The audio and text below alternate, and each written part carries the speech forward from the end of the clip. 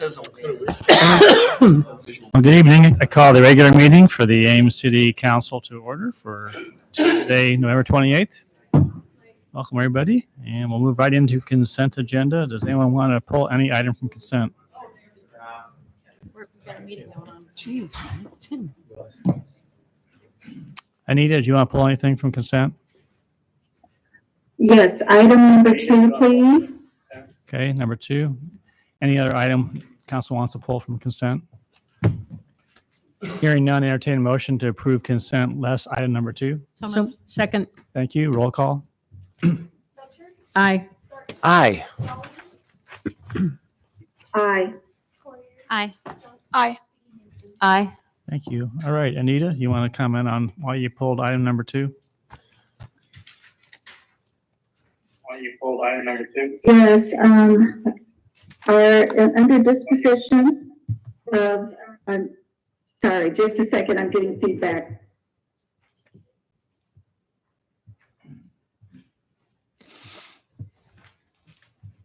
Thank you. On item number 2, under disposition of council in the minutes, it didn't reflect our vote.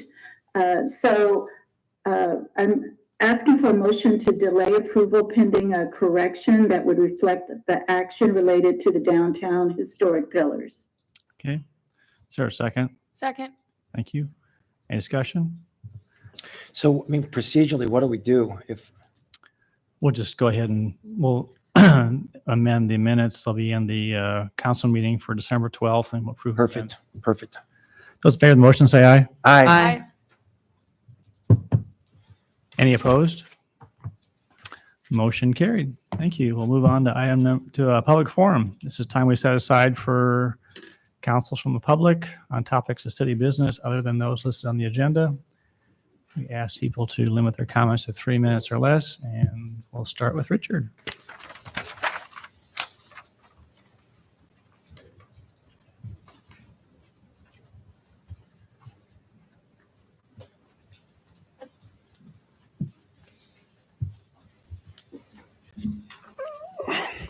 A long time ago, I put "Please Let Us Be Naked" on my dollar bills, and somebody was so impressed by the fact that it was artwork that he went to his car and he gave me a $50 bill. And I put that on the thing, and it's like, I like to wear clothes, and it's like, I also would like to be able to say, a long time ago, I tried to put an ad in the Ames Tribune, and they did not understand my ad, and they said that it would be better as a letter to the editor. And then they had me meet Mr. Kramer, who was the editor at the time.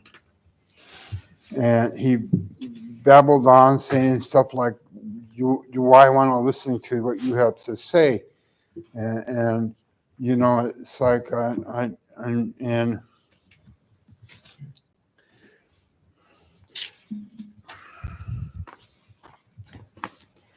you know, it's like he wouldn't spend the time with me to get to know me. I mean,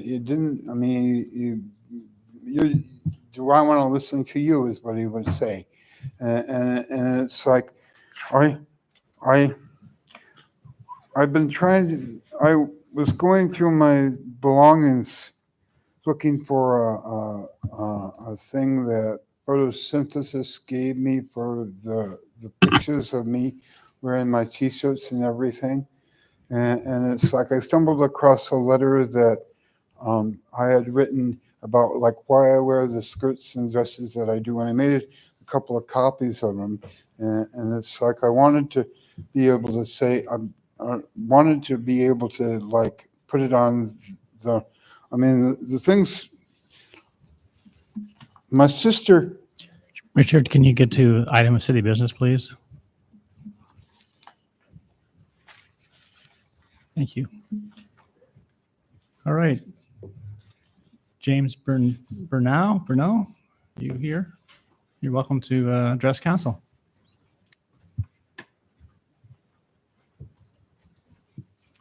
Good evening. I'd like to thank you for taking this time to allow me to speak for just a minute about the Climate Action Plan. As I sent you all an email last week about Mary, my wife, and I's desire to be a net zero retrofit pre-1980 home, which is our goal, and we're willing to help that with the city, show the possibilities and what can happen with that. There is one item that is preventing us from moving forward with this, and that has to deal with the city's statement of Tesla Powerwalls, which several months ago appeared on the city's website that says, note, Tesla Powerwalls will not be allowed to hook up to the city system, interconnect, because they do not meet the city's interconnect agreement. And any purchases of Teslas by customers at their sole risk.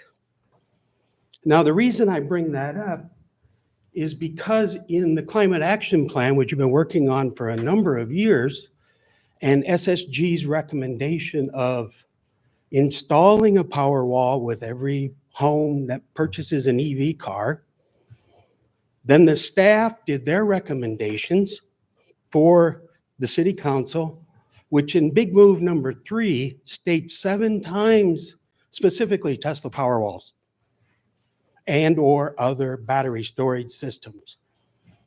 So my question here is, why are we preventing the installation of Tesla Powerwalls when the city staff recommended them? It's in the action item number 4 in the big move number 3 for the system. And my wife and I have moved along with this process. We've spent a fair amount of money, and I am looking to have this installed and operational by December 31st in order for me to recoup some of my costs through the tax credit, tax refunds, other expenses that come about because of this. And I'm finding it difficult because every time we present an interconnect agreement, starting back at the 1st of September, we get a roadblock, or the roadblock moves, or it's farther away. So what I'd truly like to do is install the system, which the city has time to deny interconnecting if it doesn't meet the requirements. Even though Tesla has guaranteed me and several other contractors that they can meet the city of Ames's requirements for an interconnect agreement. They've been building these batteries since before 2017. They've been on the market 8 years. They've installed millions of them.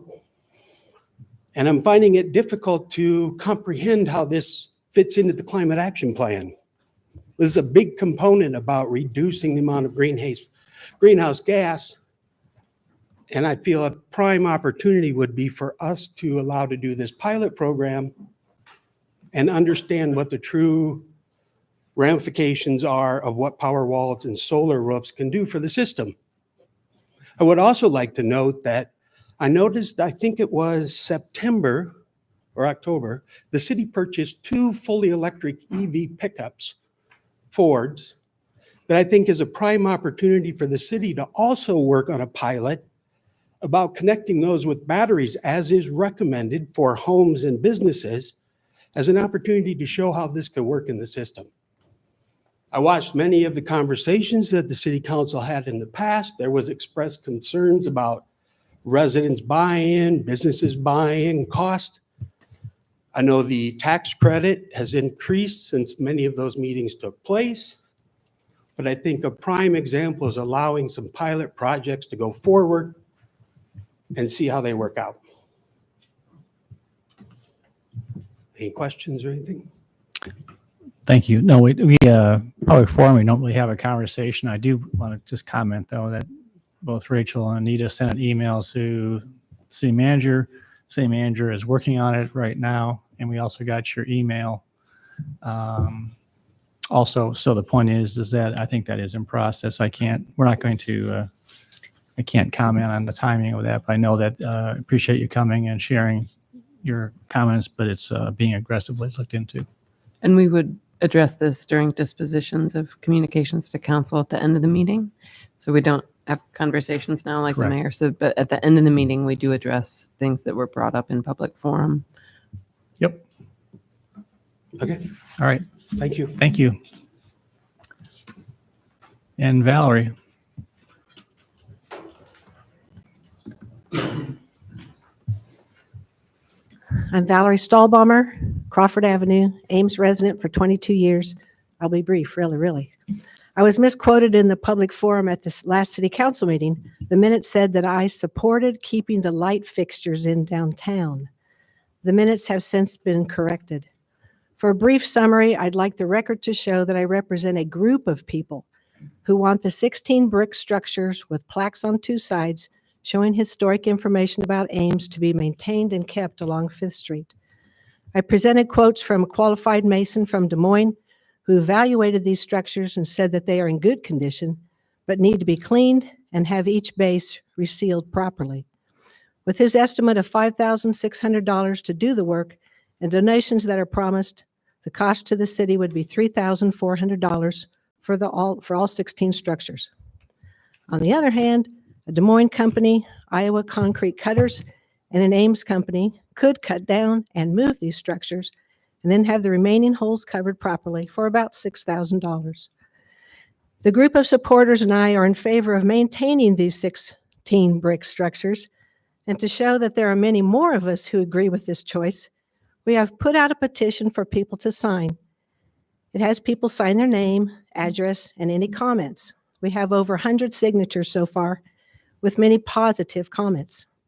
We also have other facts to present when this topic comes up for discussion and a vote at the council, by the council at a later time. Thank you. Thank you, Valerie. That's all the people I have signed up. Is there anyone else in the audience that wants to address council on a public forum?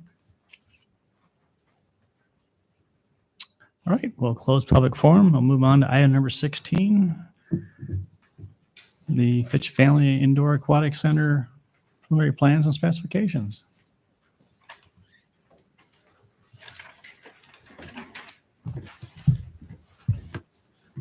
Good evening, Mayor and City Council members.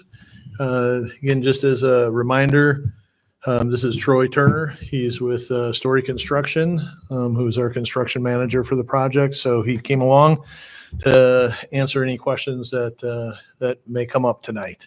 So just going to run through, this is a long time coming. We've been working on this project for a long time. And we're here tonight to present with you plans and specifications. So some of the stuff you have seen before, some of it maybe not. We'll give you some a little bit more of a bird's eye view of the inside of the building, what it might look like, and we'll go from there. So, well, get this nice clicker and nothing's working. All right.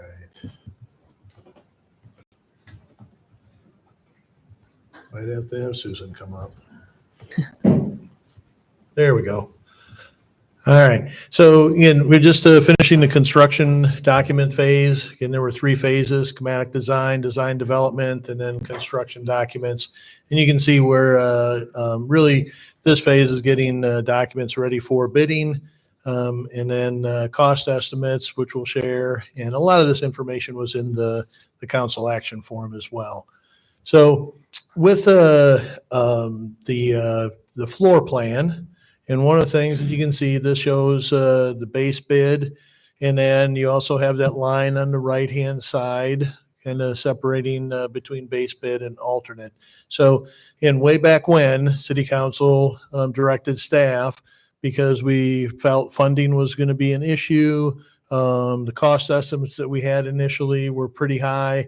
So council said, let's really focus on the base bid. That's the aquatics portion. That's what we want to make sure that we can get done. And then to add alternate would be a walking area and some multi-purpose space, which is on the, the right side of that picture. I'm not going to go through with each of these rooms. We've talked about that before, but there are 3 basins, 25-yard lap pool. We have the 0 depth entry pool with a current channel in the middle, and then there's the wellness pool on the left-hand side, and then locker rooms up on top. So as far as the renderings, and just to give you an idea, the colors, for the outside are going to be very similar to this. We have found that they vary a little bit when we actually see a product in our hand versus what we see up on the screen. But this is looking from the south, looking north, and this would be just if we do the base bid. And you're going to see a series of pictures within the add alternate added on to the right-hand side. This is looking south. This is from the parking lot. This is the main entrance. And then what it looks like if we add the alternate space on there as well. Again, this is looking southwest. And then with the alternate, you can see there is some screening up there on the top of the building. There will be some mechanical equipment up there. And then there's a lot of the equipment in the building as well. And I'll just point out with those shaded parking stalls, the ones that are lightly shaded, those are permeable pavers. And that's part of the stormwater management plan that we have. Okay, this is looking northwest, again with the building, and then with the alternate added in. You can see a variety of landscaping throughout. One thing that I'll mention in this picture, you can see the bus stop. We've actually been working with SciRide, have had conversations, and one of the things that we're going to do, SciRide is actually going to upgrade their bus stop. Thinking that we're going to have a lot more people riding the bus, using that bus stop because of the facility, and they're going to upgrade that shelter, and we're going to also run electric to it because their upgraded shelters have lights. So that's just a little side note. And then this is looking at it to the northeast. One thing that I'll mention is you see a lot of green space on that left side. You really can't see the depth, but along between the sidewalk and the parking lot, between the sidewalk and the building, that is all stormwater bioretention cells for water quality and so on. So that's why you see that. You really can't see the depth. The one on the north or the closer to the bottom is about 5 foot of depth. The one on the north is a little shallower than that. And then again, this was the alternate, to it. So we're going to show you some pictures on the inside, and this is the overall color palette. Gives us countertops. It gives us some wall colors, paint colors, tile colors, carpeting. All those types of things. So you're going to see a lot of these different colors as we go through these next pictures. So when you walk into the main entry, you come in. This is what you'll see. You'll have the check-in desk to your right. Behind the check-in desk is what we call an admin suite. So if we need to have a meeting, if I go there for a while, I can go into that space, work, bring my laptop, I can work in that area, and so on. You see the glass, looking through to the aquatics portion. We have swimming lessons. We have people that will be customers that will be out there while their children are in the swim lessons and so on. When you're looking behind, or when you're standing behind the control desk, looking back out to the main entry, staff will be there. They'll be able to see people coming in and going. And want to just point out on that left wall, we are going to be doing a donor wall. We haven't determined what that's going to look like, but all of our donors, we're very appreciative of their generosity to this project, and they will all be recognized on that wall in some way. This is just a picture of the admin suite, and it will have whiteboard, we'll have a TV. This also for staff could be a break room if they wanted to eat lunch, so on. That door that's to the far side of the gentleman talking on his phone, that will actually go to the aquatics manager office, and then the aquatics manager office will actually go right out onto the pool deck. So the party room, this is a room. It could be one large space like it is shown here. There is a divider that separates the room into two. You can see two doors there with the glass leading out to the pool deck. And again, so it can be separated, and we could have two parties going on at the same time. Somebody could choose to have a meeting here, some other type of gathering as well. Okay. For the universal changing rooms, we haven't gotten kind of into this detail with you before, but one just to point out that you see these universal changing rooms. They could be used by families, could be used by people with disability, transgender, whatever. That's why we're calling them universal changing rooms. But you see the main corridor that goes through. The bottom leads to the pool deck. The top leads to a corridor that would go back out to the main entry. Those white squares with the hashes through them, those are all lockers. So if somebody used the room, they could come out, use the lockers out in the hallway. One thing I want to point out is the two, you may say, hey, why are those two rooms on the bottom so much larger than the four on the top? So these are, and we'll show you a picture here first, but this is the corridor, and you can see the doors and the lockers and so on. But in those larger spaces, one of the things that we got feedback on when we were doing the ADA audit is with some of the restrooms that we're doing in the park system, we have adult-sized changing tables, which people really have appreciated those because there are caregivers who have adult children that or individuals that they care for and need to be changed at times. So one of the things that said, those are great, but if I'm there by myself, it's not always easy to get up onto those change tables. So in here, what we did is you will see two adjustable changing tables. So if you bring somebody in on a mobility device, you can lower that. It's all electronic, mechanized. Lower them, get an individual on there, raise them back up, change, do what needs to be done, bring them back down, get them in their mobility device, take them out onto the pool deck, and so on. So I just wanted to point this out. Throughout this whole building, it is all ADA accessible, and you'll see a number of different things that throughout with that focus on that. So we have a men's locker room. We have a women's locker room. We're just showing you the men's right now, but the women's is almost a mirror of what this is. Obviously, no urinals, some additional stalls in the women's locker room. Kind of gives you an idea. Lockers, benches, those dark spaces on the floor. Those are actually linear drains. One of the things that we've gone away from is a lot of times you see those spot drains around things, and you got to get a lot of slope to get to those. This is a little easier for people to walk over, maneuver, and so on.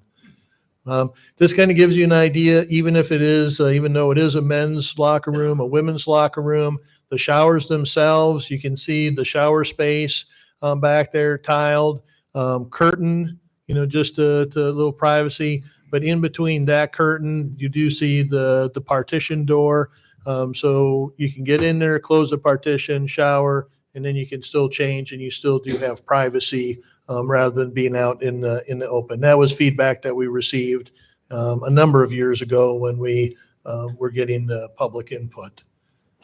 So when we go into the natatorium itself, this is kind of towards where the water slide is going to be a little bit. This is the current channel, right in front of us. Looking back towards, in the far corner, that would be the lobby area.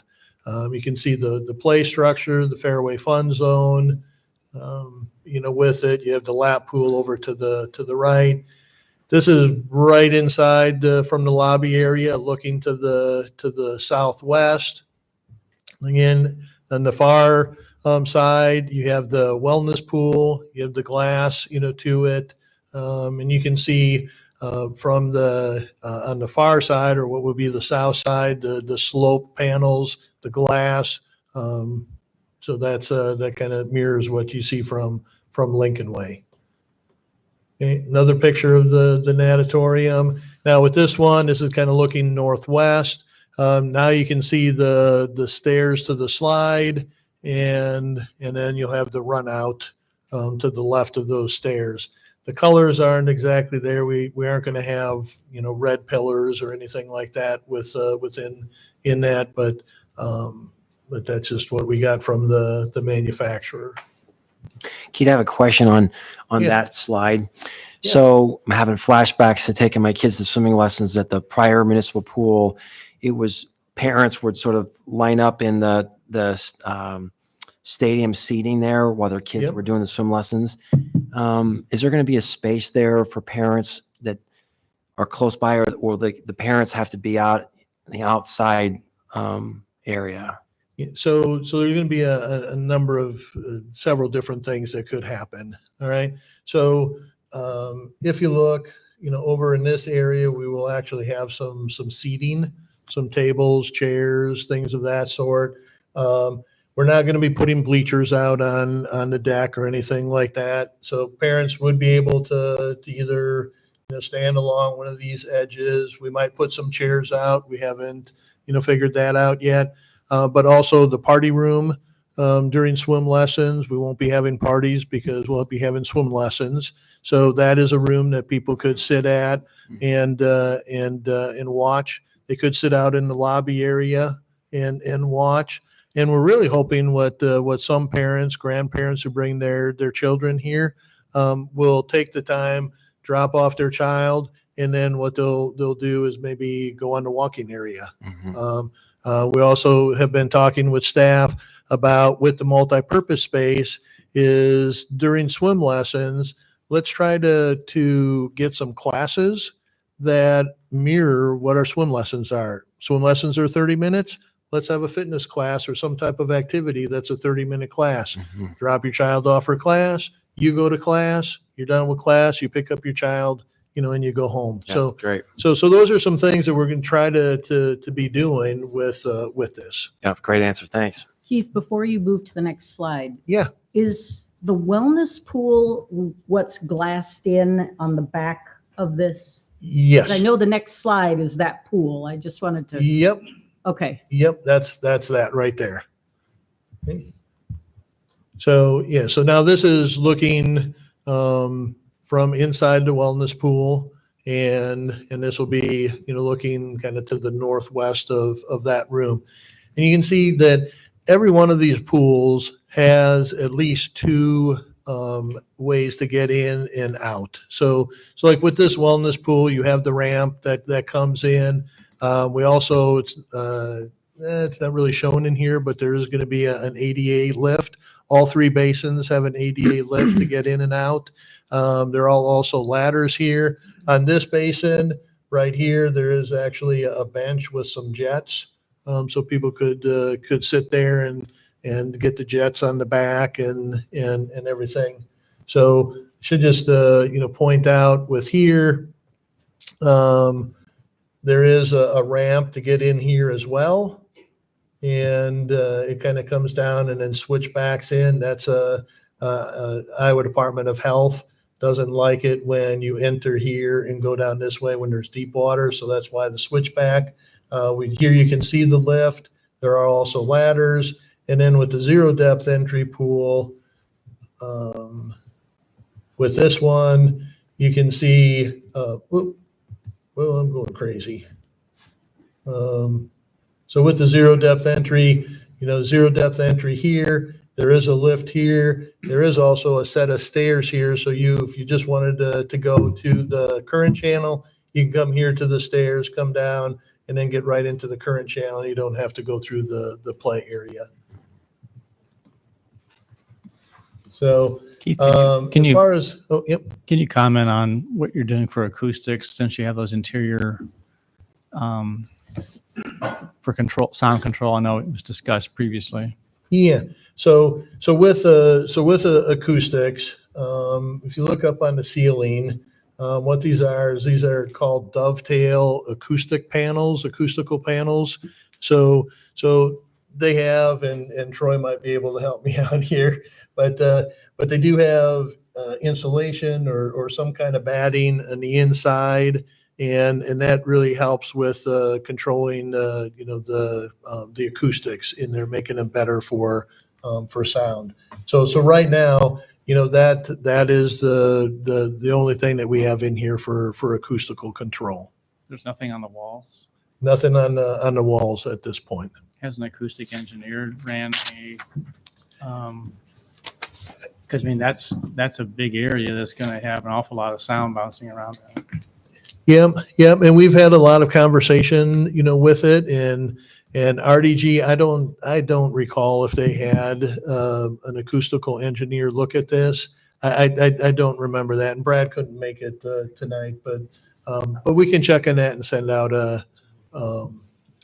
We'll find the answer to that, and Because that was brought up previously at a previous meeting, and the point is that you're never going to get it done any cheaper than you will if it's part of the bid package, but it's awful hard to do, in arrears. And I mean, Yeah. all those concrete panels and glass, it's going to be a lot of sounds bouncing around. We get it full of kids, which we want to see happen.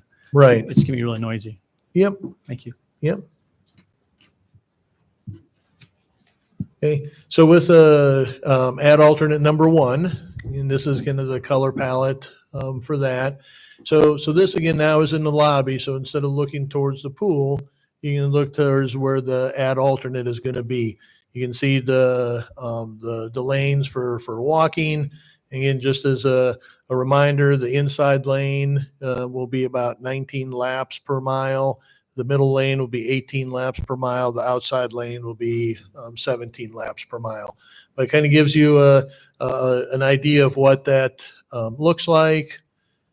And then, an inside if you've gone by the aerobics room here at the community center, we just put in a new flooring in there. This is the same flooring.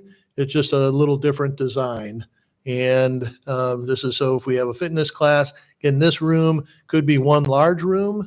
There also is a divider and could be made into 2 rooms as well. We will have in this room, we'll have live streaming capability because we do have, it was a big thing during the pandemic, but we still have people that sign up for virtual classes, and a number of our classes are done that way. So we'll have that ability in here as well. And then this space also could be used for meeting purposes, could be a rental room when it's available. We may even have some of our lifeguard training and for our lifeguards for like Furman, we could have them in here. We could do water stuff, kind of move back and forth.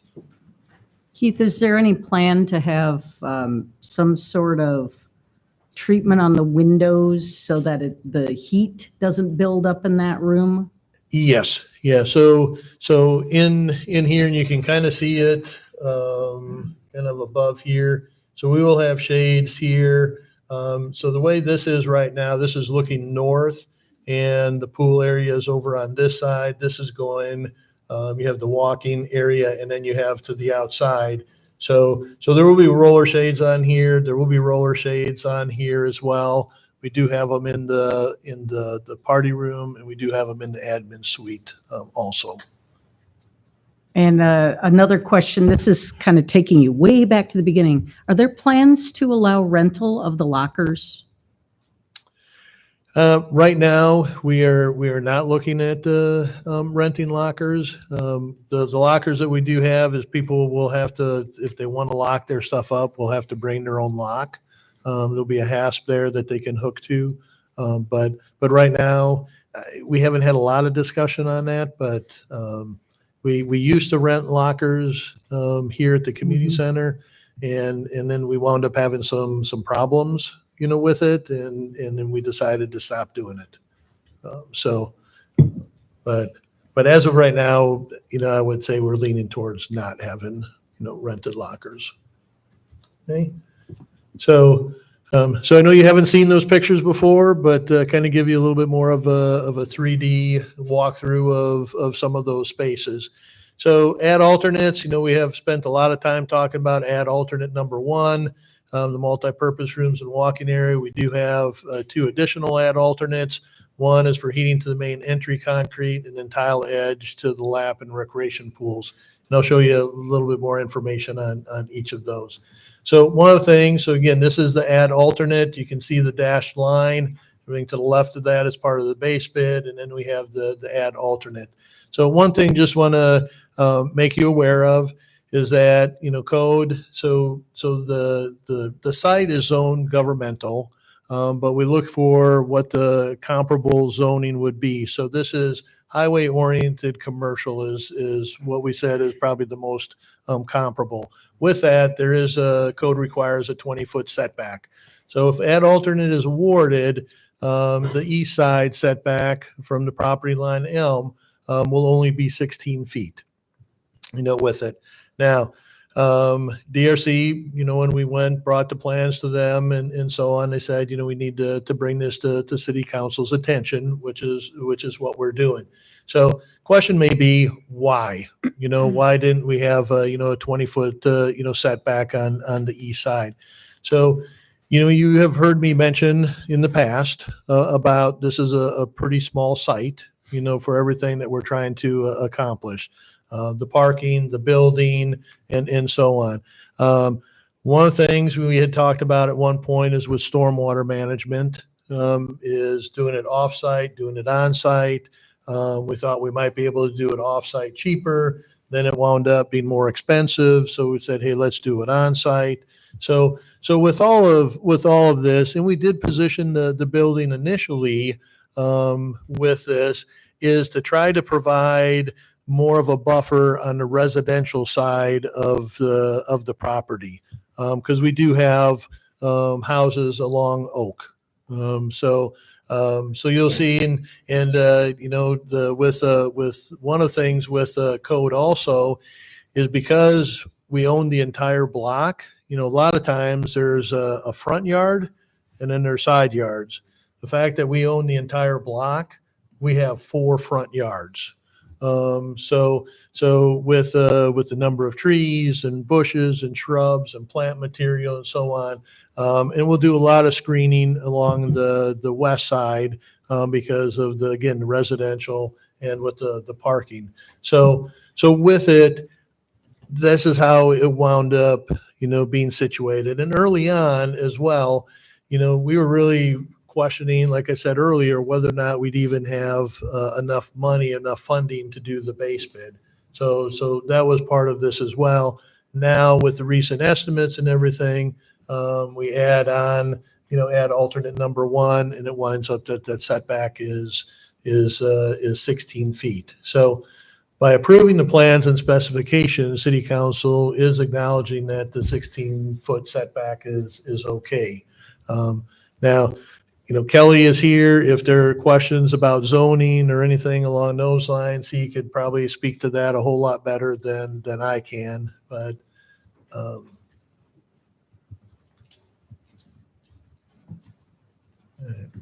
so add alternate number 2, heating to the main entry concrete.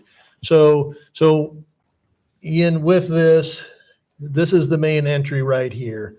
This is the walkway that's to the north side of the building. There's bicycle rack, and then this goes over to Elm. This is all of our accessible parking spaces right here. One of the things that we've talked about is in the vestibule, right in here, there will be areas, some type of material on the floor. People can kick the snow off their boots and things of that sort in the wintertime. We do have polished concrete when you get into the lobby area. So we thought what would really be nice is if we can heat this concrete section. So when it does snow, that just melts and it helps prevent, bringing in a little bit of extra snow. Now they're still going to have it from walking through the parking lot or being on the sidewalk. We're going to try to clean everything up as much as possible, but we thought this would be a nice addition to be able to help keep some of that snow out of the lobby area and keep it a little bit safer. So this add alternate, I should say with add alternate number 1, 150,000 or 1.5 million, 150,000 we wish, 1,500,000. This add alternate is $50,000. and then add alternate number 3. So this picture on the left kind of gives you an idea of what it's looking like. But with it is you have the grate, so if there's splash over and stuff, the water goes into the grate. What we have right now in the base bid is this grate would actually be out a little bit further. And then this band of concrete, painted concrete with this little lip, okay, would be a little bit wider. All right. So that's what we have in the base bid. Initially, when we started this, our preference was doing this, having this tile edge, this tile border, to have this bull nose right here. And then the tile actually goes down into the water 6 inches along that edge. This was our preference, but at the end of DD, when the cost estimates were high, this was an item that we value engineered out and then went to the one on the left. So this is kind of how Furman Aquatic Center is. Okay. Now with this, this is paint, so we will have to repaint that. Every time we repaint it right now, paint is probably going to be somewhere in the neighborhood of about $750. And then we're probably talking roughly, about $750. And then staff time, we're estimating maybe about $1,500 to do the painting. We also will have to, because it does go over the edge, we will also have to lower the water. We'll have to get some water out of the basin, let it dry, then paint it, and then fill it back up. So there's some water costs. So about every time we do it, roughly $2,200 to do that. Also, with paint, it sometimes chips and things of that sort. So that's why we wanted to go with the tile edge if we have enough money. So those are the 3 alternates, that we have. Okay. So cost estimates. Again, we have $20.5 million set aside for construction. And if you look at this is a total project cost. And what you want to look is that first red line, that's the construction. So this first column here, that's projected budget, what we were initially, thinking. That second one is the one that we shared with you in the end of July, which is design development estimate. You can see that was just under 20.6 million. Now the cost estimate for construction is just under 20.3. The additional thing with this, if you look under the base bid project subtotal, so I'll add alternate number 1. It has gone from 3 million to 1.8 down to 1.5. And then we did add in, add alternate number 2 and number 3. So right now we're about 32.1 million, which at the end of DD, we were at about 32.6. So again, we have heard council loud and clear, and Troy can attest to it, is we continue to push the design team, have pushed them the whole time. How can we get and stay within that 20.5 million?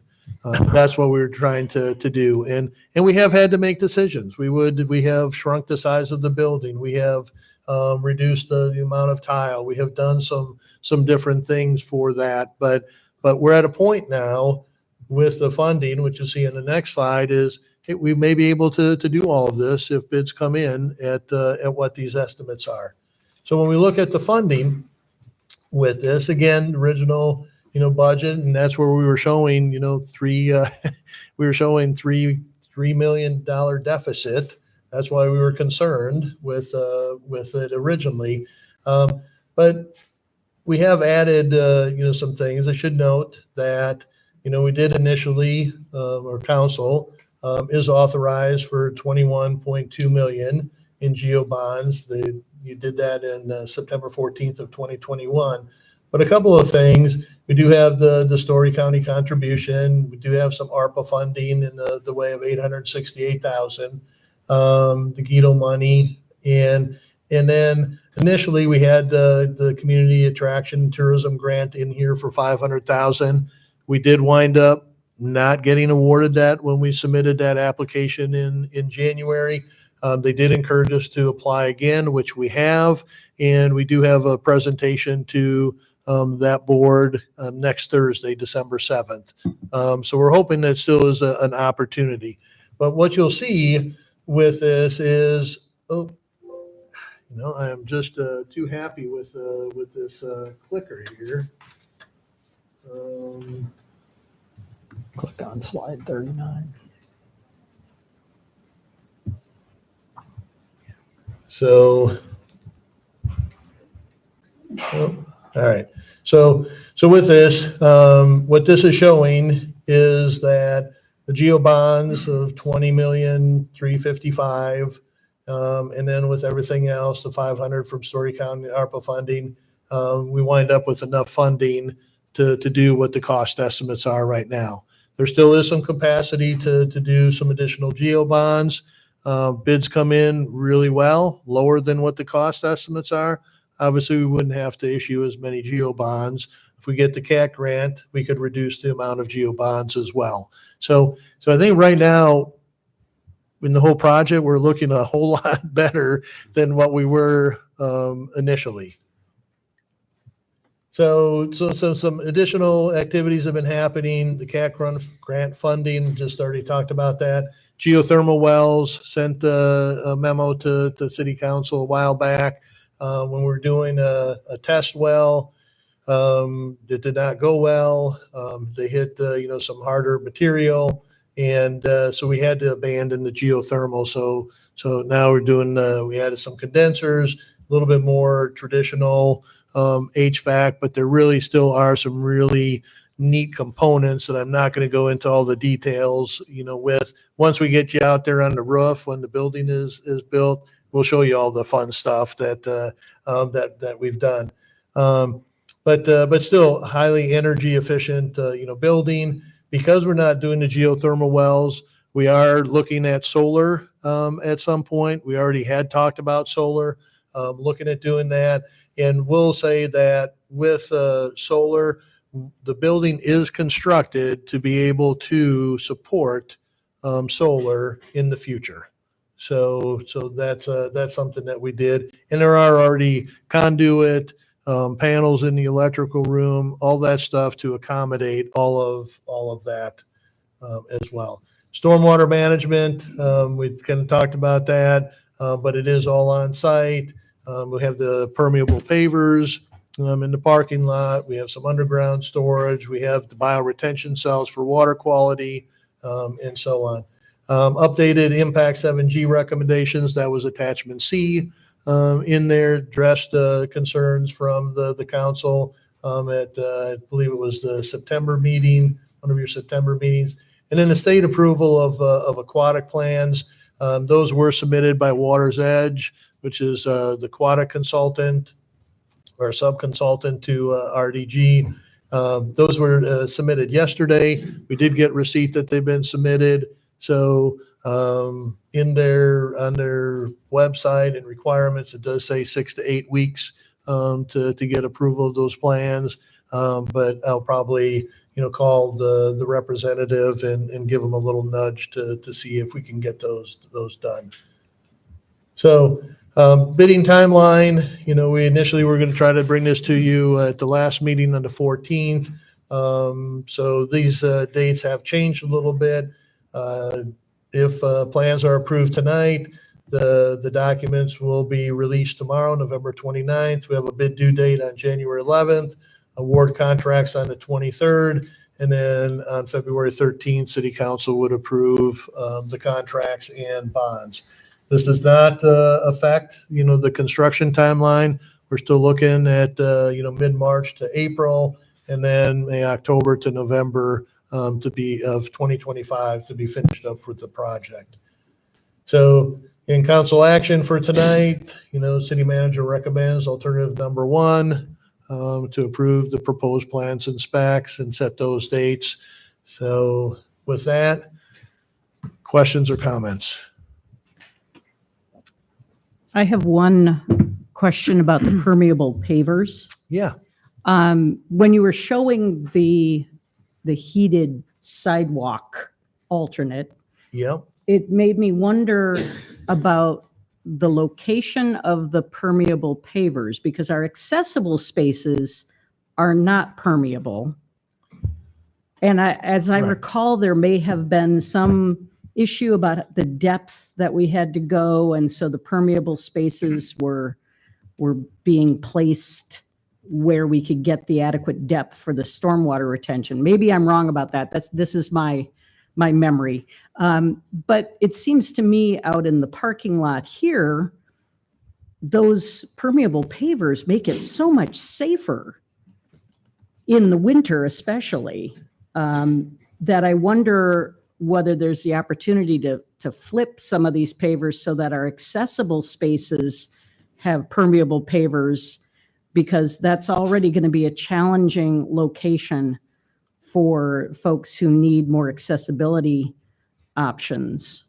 And I don't know, maybe I'm wrong, maybe they would not make it safer, and maybe it's not Yeah. possible because of the depth needed. Yeah. Yeah. I'm not going to be able to answer that question for you tonight, Gloria, but I'll talk with RDG and the civil person and see if that's something that we can do. It makes sense, from what you're saying, if it is safer for the people that have accessibility issues. So let me touch base with them, and then I'm guessing what I can do is just with comments tonight, maybe put together a memo and send this information out to council. Other questions? Just clarify, Keith, the surface material for the walking track, what would that be?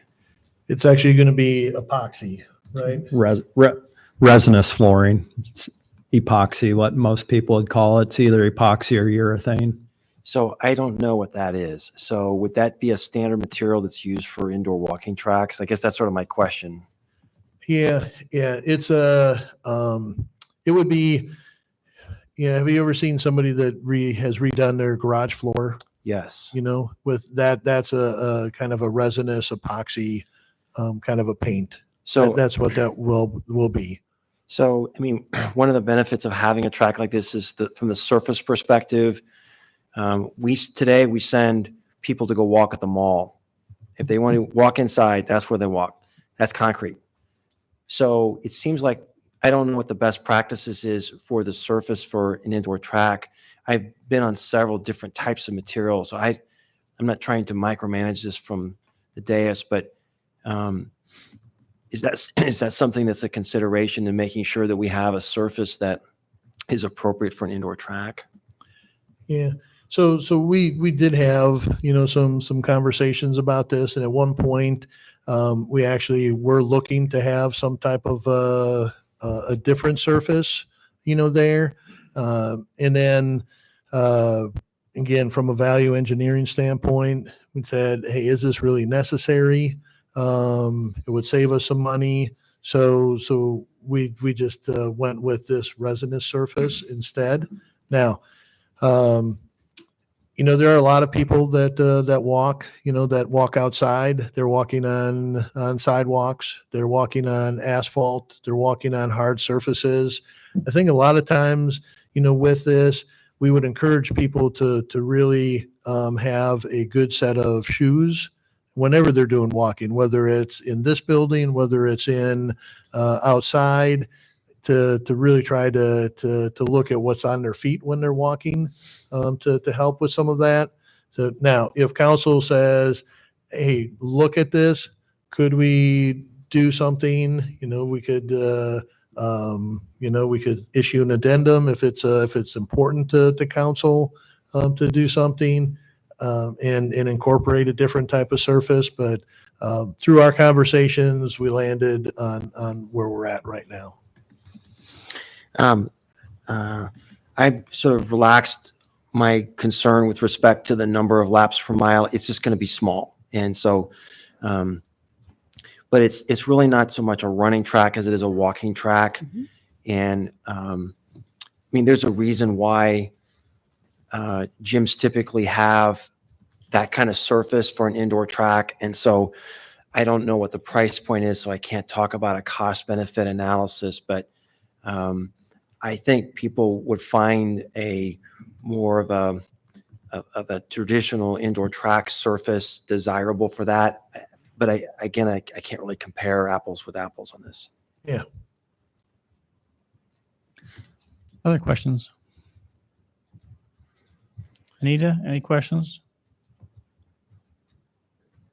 One about the stormwater, which you may have answered previously, but with the stormwater now on site and thinking about the pool basins, and I imagine we've confirmed that that doesn't increase any risk of movement of any of the contamination that's in that upper northeast corner.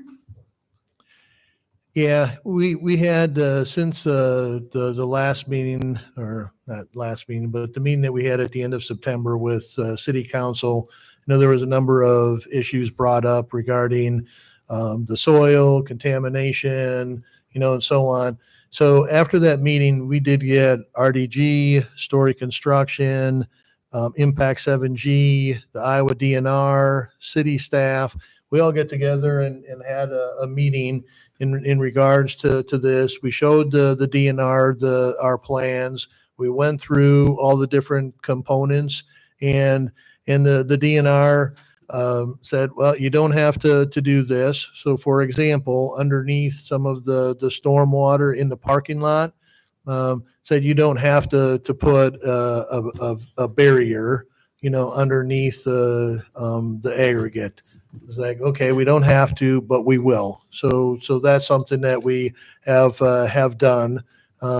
They weren't, concerned because most of the contamination or the high levels of contamination are at a depth of 7 to 14 feet. So it wasn't a big thing. Now, I think one of the biggest things with things moving is creating pathways back to the building. Because one of the things that the Iowa DNR said, actually, with the permeable pavers and with the aggregate that we have in some of the areas in the parking lot, will actually help the vapor to mitigate out of the ground and into the atmosphere. So some of what we have, they actually see as a plus. Again, we should recognize that with the building, we do have a vapor barrier that's going underneath the entire building, the pool basins.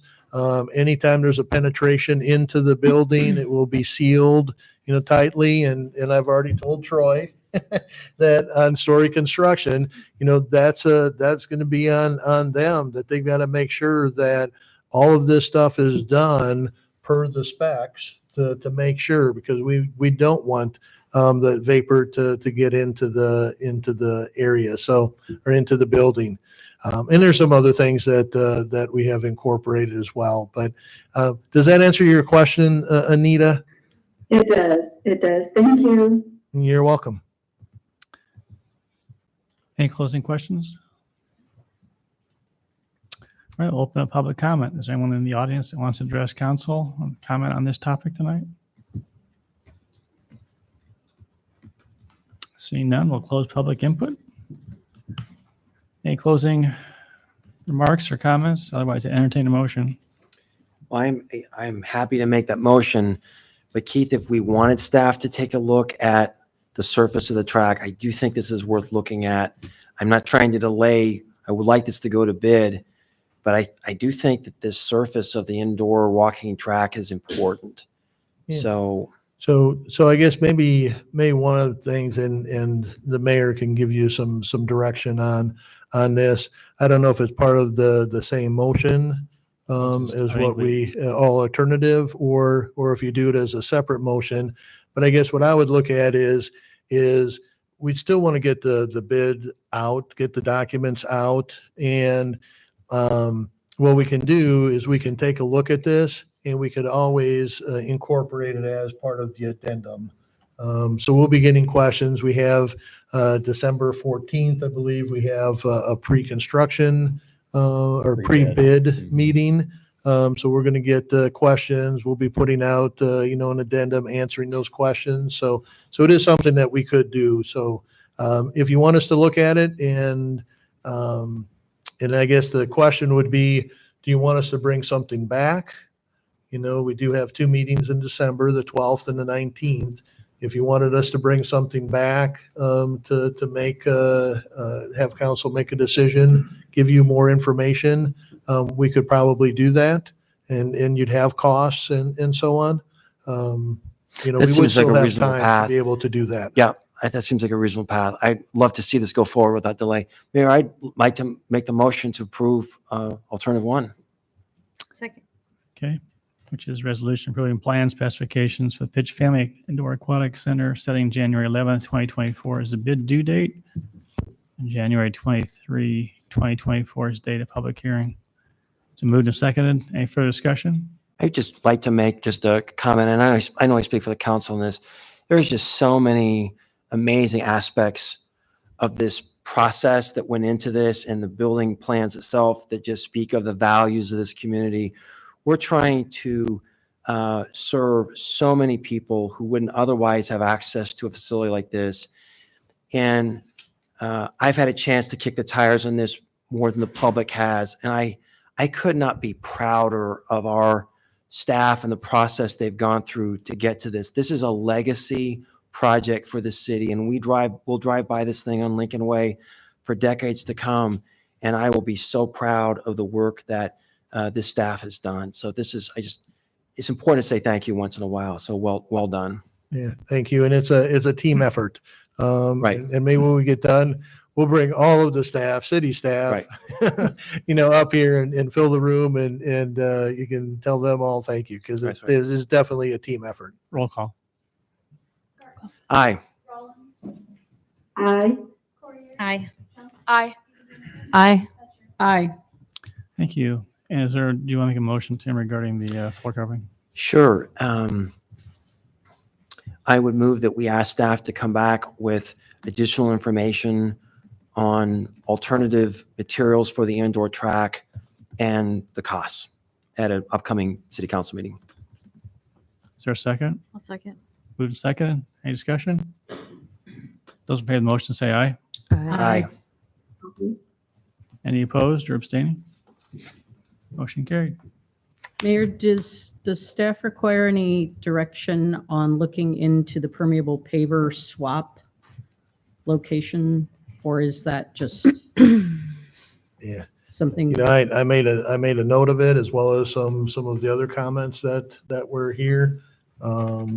So Unless you're I think I've got it, and I can put it specifically together in a directing him memo. to change that, I would seem like he could do some research into it and Bring it back at the same time. just give information essentially. Yeah. Yep.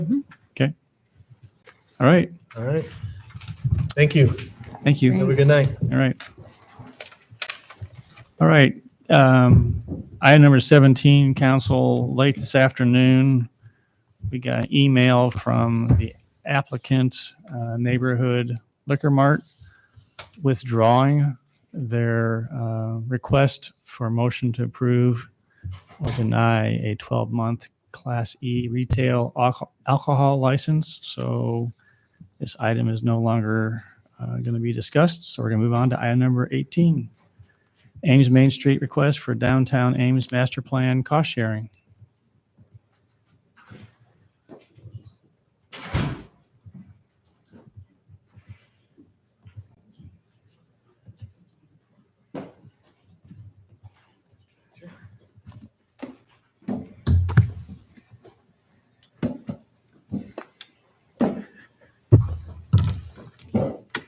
Hello, Mr. Mayor and members of council. Thank you for having us today and tonight. My name is Sam Stagg. I'm the current president of Ames Main Street. And I have here with me Nicole Rasmussen at the end. She's the vice president of Ames Main Street, as well as Crystal Davis, the director of Ames Main Street. So we're happy to be here today. And before we go into the formal action that's before you, I wouldn't mind just giving a brief update and a history of how we got to today. And if you recall, we were here a year and a half ago-ish to talk about what was referred to then as the next big thing. And so I might start there. And at that point, it had been timely that the mayor had come to Main Street, a Main Street meeting right around that time, and asked us, the Main Street representatives at the time, said, hey, what's the next big thing that downtown would like to do, that Ames Main Street would like to do? And implying a project or some sort of improvement or a visioning process. And so, interestingly enough, we had just come out of a process. We, Ames Main Street, as well as a host of interested stakeholders, business owners, property owners, as well as some just folks within the community. We had a series of meetings where we were talking about this exact same thing. What would the stakeholders and the community like to see downtown? And we were really excited about the traction that we received, and we arrived at a whole host of ideas.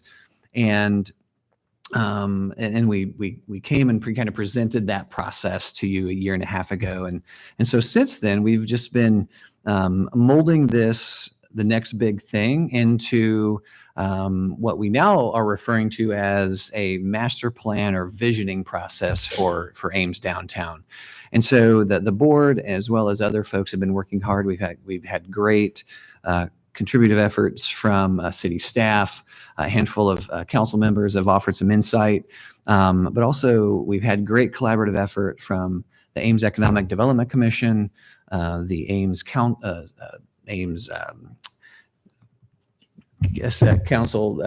Chamber of Commerce, excuse me. Council members have offered some input and insight, but also just the Main Street staff, Crystal and her team as well, have offered some great support. So one of the goals that we've arrived at since that first meeting is to create a broader sense of a collaborative effort.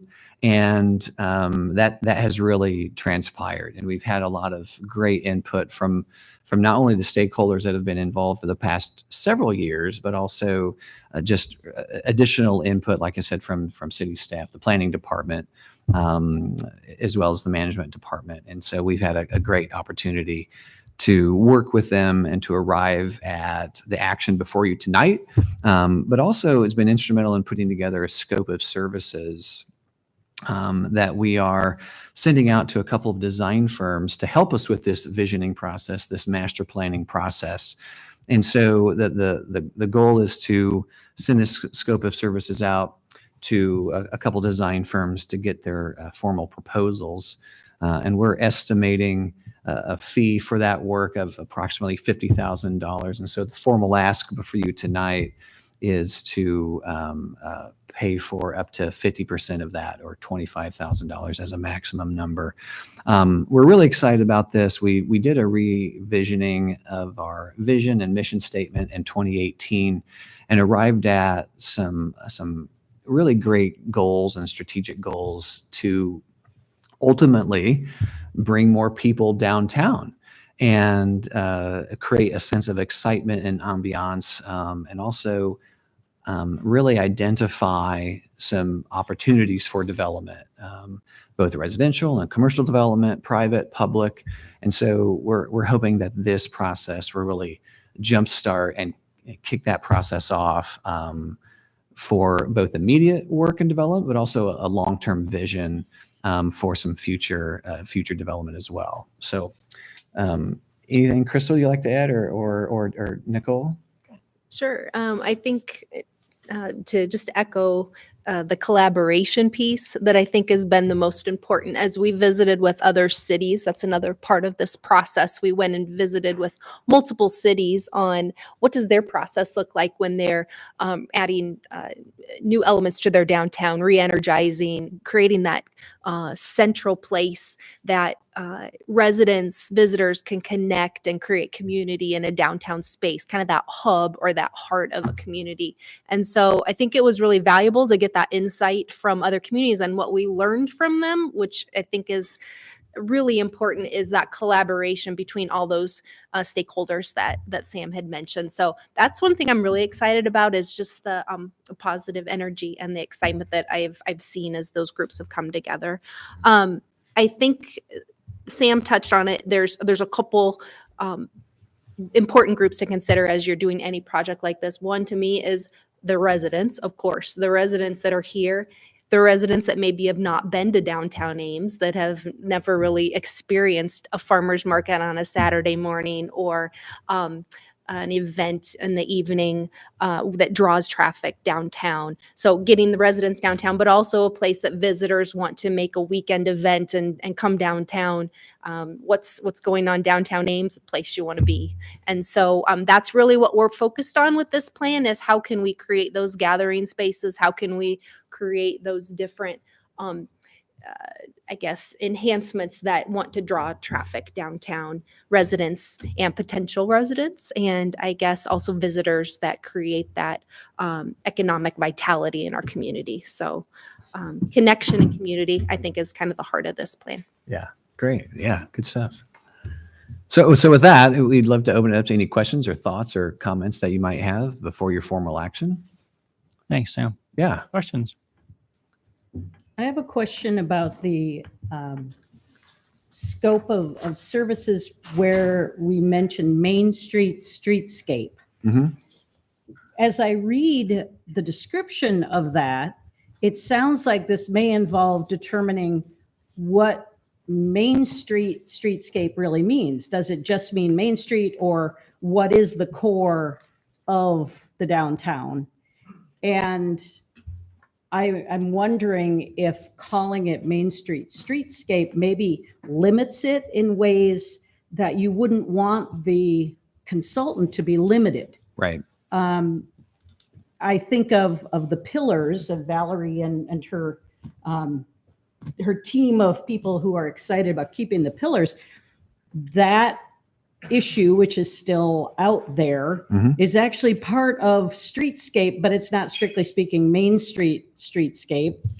And so I don't know where that fits with this kind of visioning by a consultant. Yeah, great question, Girl Lori. I appreciate the opportunity to answer that. And so one of the things that we are wrestling with is, okay, what are those boundaries that we want the consultant to help offer some input and design intent, as well as just this visioning process. And so the formal scope of influence would be north up to 7th Street to Lincoln Way, or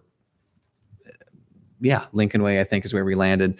And then from Grand to Duff. And so it's actually is a little bit larger than what we would consider downtown proper, or the formal boundary of Ames Main Street in the formal district. And so that particular note of Main Street streetscape is something that we want the designer to at least take into account. And while the boundary is what I mentioned earlier and involves multiple blocks in downtown, Main Street does happen to be, or is that, I'll call it the central core of what we consider downtown. And so we don't want to lose sight in the value of enhancing that, at the same time taking into account the rest of that boundary. And so that's just one, what I'd call an area of influence or an area of opportunity that we want to consider.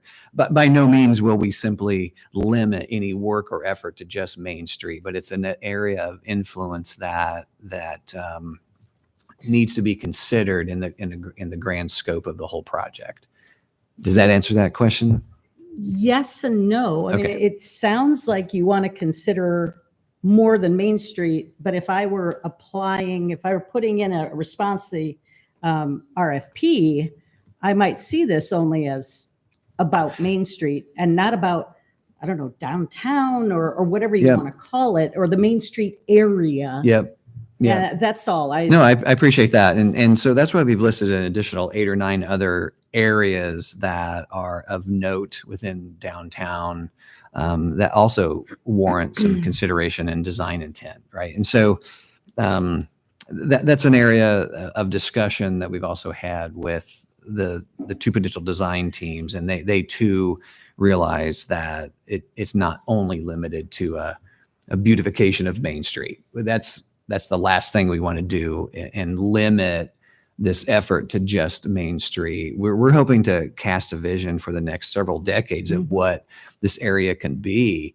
And it must go beyond just Main Street. And so that's part of the struggle that we've had over the past probably year and a half, identifying where to start and stop. How do we describe this scope of work so it's not limiting to just a Main Street refresh, right? Or a Main Street streetscape refresh. We don't just want that, but we want to consider what that could or should be amidst these other things.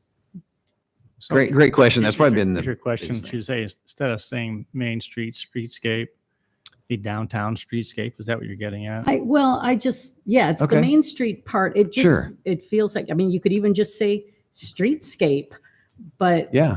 I don't know. Unless the intent was really to look at Just Main that Street. Main Street corridor. Yeah, so I think we modify that language and help that. But also the thought, as we've had some of these discussions, is any type of design ideas or enhancement that may happen on Main Street proper, we'd like to see that carried out Mhm. to the other streets throughout that district, and maybe even further beyond, to help as a wayfinding element as well. Mhm. But also to create that sense of that downtown ambiance and identify that area with, copying or multiplying whatever enhancements we see on the main street into the surrounding streets, right? So that is a very in-depth answer to that question, but you can tell that we've been considering that quite a bit. And we just don't want it to be a Main Street streetscape. So I think we will modify that verbiage as we send that out. So it's not just a Main Street, but a downtown streetscape, refreshing Thank or Yeah, I revisiting. agree with that vision entirely. Great. It's- I Other think in- questions, comments? I think one other thing that we talked quite a bit about was the idea of the influencers, the other things as we look at what is going on in the community now. Mhm. How do we look at the community as a whole and create that sense of how do you know when you're downtown and you feel like you've entered somewhere, and those different gateway points, so speaking to expanding it, not just that Main Street streetscape, but you feel like you've entered a place. Mhm. And then keeping in mind, well, if there's something going on, the Link project or SciTown or whatever project it is, there's wayfinding that connects all those places that makes it feel like just an overall great place to be. Yeah. Anita, do you have any questions? Maybe more of a comment or a suggestion, but just thinking about, as was already stated, that you are looking at how to have people come to that area that maybe right now don't come downtown for anything. Just encouraging you as part of your information gathering to think outside of those traditional ways of surveys and things. I did see that there's one presentation at a comprehensive event, but thinking about maybe targeted focus groups or other ways of gathering that information. And I understand that proposal as it wasn't complete, but just I guess encouraging you to keep that in mind as you are gathering details from across the city, thinking about all of those subpopulations. Yeah, great insight and observation there, Anita. We appreciate that. Yeah, one of the things that we've been promoting for our designers is to really do a great job canvassing, once again, not just, I'll call it downtown stakeholders, but as Nicole alluded to earlier, residents of the whole community and business owners and stakeholders of sorts throughout the community. And so one of the options was some electronic surveys, web-based surveys, app-based surveys.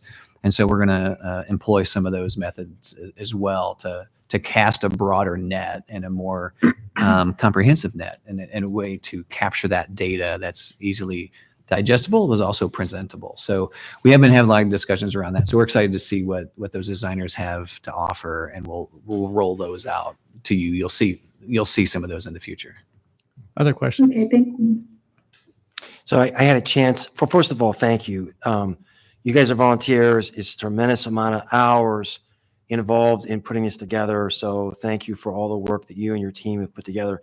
I had a chance to visit to attend 2 of the presentations.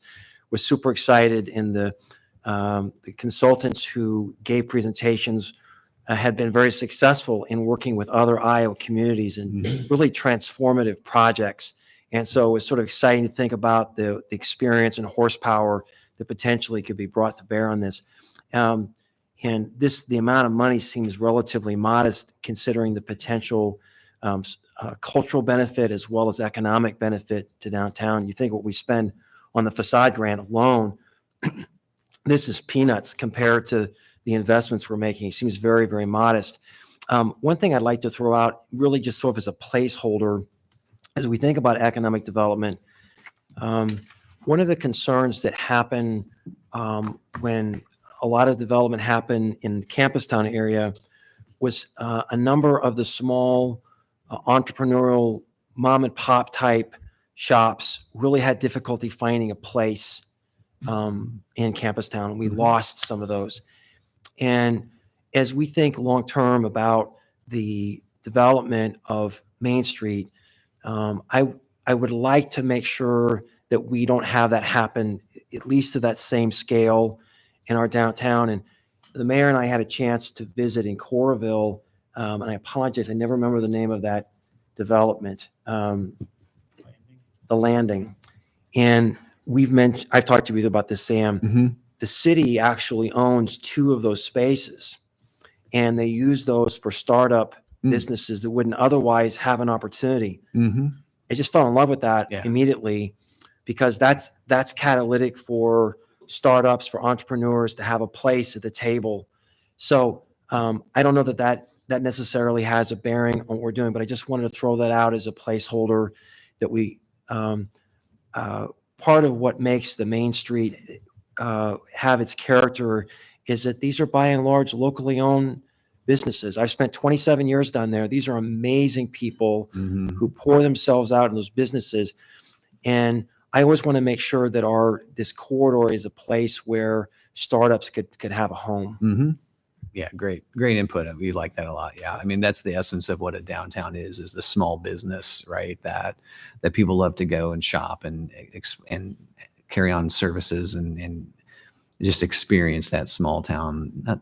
I say small town, but small business effect. Yeah, that's great to have a designated spot like that. We'll definitely mention that as we think through that long-term visioning process. Yeah, someday I would love to have the city have a couple, I don't know, full storefronts or at least some spaces that we could facilitate a similar program. Great. All right. I would just echo what Tim opened with, and appreciate all your efforts. I know it takes a lot of time. You're volunteering. It takes a lot of time to put together a proposal. Nicole, you started talking about, getting input, and can you just comment on what the expectations are for these stakeholder meetings?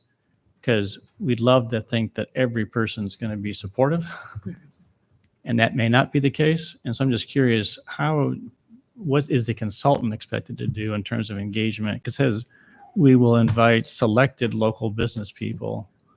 And so the question is, part of the contract that council has with Ames Main Street is to be a conduit and information to all businesses in downtown, not just Ames Main Street members. And so I think that's something that we're not dictating this. This is we're basically supporting, but you're taking the initiative. Right. And you're coming back with a plan that council will either thumbs up or thumbs down.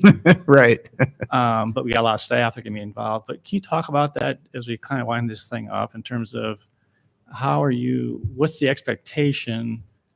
Because you want to make sure that when it comes back that there isn't like this avalanche of people just coming behind you saying, well, we're against this, we're against it. I mean, how are you going to build consensus? What are your thoughts and what are the expectations of the consultant? Well, there's a couple things I think we took away from the initial presentations. One being This is what the consultant. Yes. We had a couple presentations just to get the background. And one thing I took away, I guess, was that they have the experience. They've done this with many communities that have been successful in creating that that collaboration and that buy-in of the project.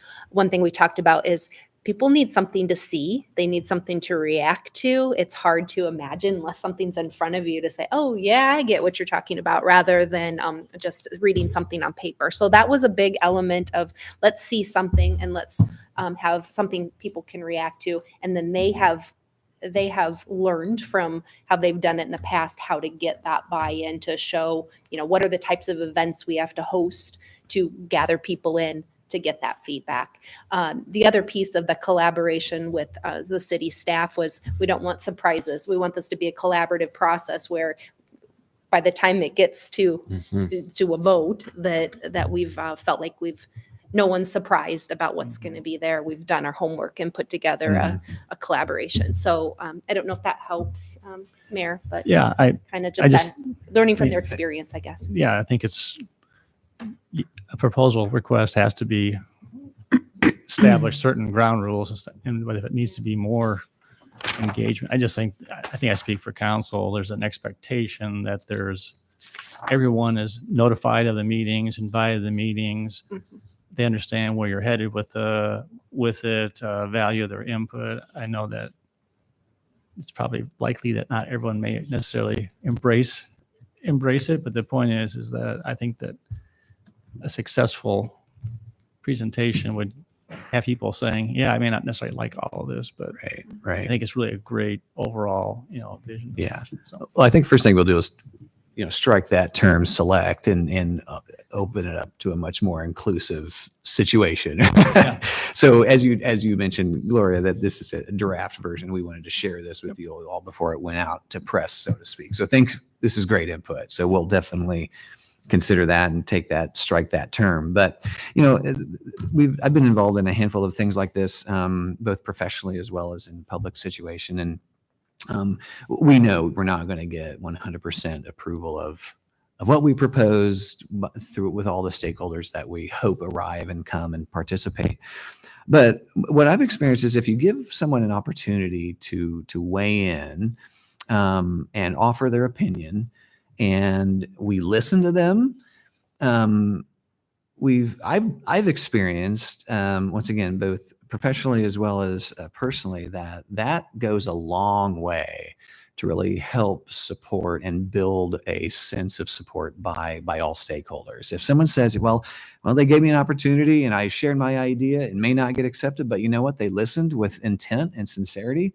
It didn't get selected or it got shot down, but yet, heck, they gave it a go. And so, like I said, we think that goes a long way. So we'll offer that. We want to approach this the same way. We want to be inclusive and listen to the ideas, even if they're not all in line with the vision, right? So we plan to do that. great. Thank you. All right. Mayor, can I just circle back to what Anita was saying? One of the things that we have been doing as a council is trying to work on citizen engagement for underrepresented groups. Yeah. And just to keep in mind, one of the more successful ways that we found of connecting was to actually go to faith communities after their service. You have several different faith communities representing a variety of communities within the city who might be those people who would come downtown rather than the people who are actually working downtown.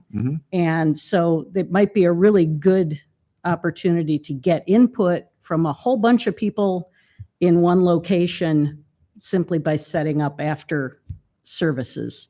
That's cool. That's great. I love it. Yeah, definitely. We'll write that down and offer that as an idea to our design teams. Great. All right. Good stuff. Is there a motion on the resolution allocating $25,000 for a downtown Ames master plan? Pardon me? Okay, yeah, from the council contingency. So moved. Second. Thank you. Any further discussion? Roll call. Aye. Aye. Aye. Aye. Aye. Aye. And is there a motion on resolution approving an agreement with the Ames Main Street to reimburse 50% of the actual cost to produce a downtown master plan up to an amount not to exceed $25,000. So moved. Second. Thank you. Roll call. Aye. Aye. Aye. Aye. Aye. Aye. All right. Thank you very much. We appreciate it. Appreciate it. Good luck. Thank you. All right, move on to item number 19, deferral request of sidewalk installation and connection district payments for Alliant Energy subdivision site on East Lincoln Way. And Kelly's here to probably answer any questions. Report was well done. Questions for Kelly? Kelly, any comments you wish to highlight on this one? I do not. It is a little unique. Other developers will come in, and we have created our connection district ordinances on purpose to collect our investment upfront as quick as possible. This is quite a bit different in terms of the user and the partnership we have for economic development here. So this seems to make a lot of sense for trying to move all of the industrial area forward. And you're not making a decision tonight, as we outlined. This will come with a plat. They just needed a preliminary indication that this was acceptable, or at least we could consider this as they move forward. Okay. Open up public comment. Is anyone who wants to address council on this topic tonight? We'll close public comment. Entertain a motion on one of the alternatives. Move alternative 1. Second. Thank you. And just for the audience, that's preparing an agreement to be considered along with the final plat approval to allow for an alternative schedule of connection fee payments and deferral of the sidewalk installation. Those in favor of the motion, please say aye. Aye. Any opposed or abstaining? Motion carried. Thank you, Kelly. Move on. Item number 20, request from Ames Main Street to accept unconditional gift of outdoor decorative snowflake. Good evening, Mayor and Council. This item is before you as a request from Ames Main Street. They sent a letter that you addressed in your last council meeting and requested that be put on this agenda for action. Ames Main Street is proposing that the city take ownership of a large decorative snowflake. And if the city was to do so, staff would recommend that gift be considered unconditional, and it would be up to the city whether or how or where or when that snowflake might be displayed. The city council would have the complete decision-making authority to determine whether or not the snowflake should be kept or disposed of or dealt with, however the council might decide. So there are really two questions for you tonight. One is whether you wish to accept the proposed gift of this snowflake. And I understand that it also comes with some lights. The lights aren't integrated into it, but there are a couple of ground light fixtures that have historically been used. And then secondly, where or how the council wishes to display it, if it wishes to display it at all. There are a variety of places that might be appropriate for it. I do need to walk back a little bit of the council action form. I think there was a discussion about placing it specifically in Tom Evans Plaza, but I have a variety of locations downtown that I can show you on a map that might be more effective or desirable to the council, where there's enough space and where there's electric capacity and so forth. So we can get into that as you please. Do you want to go ahead and review those? Sure.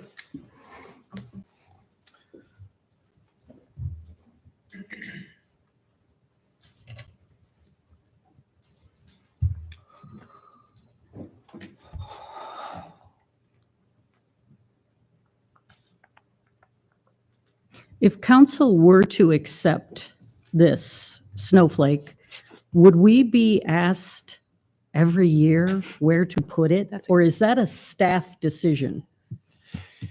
Because I know other people up here have wanted staff to have more decision-making power.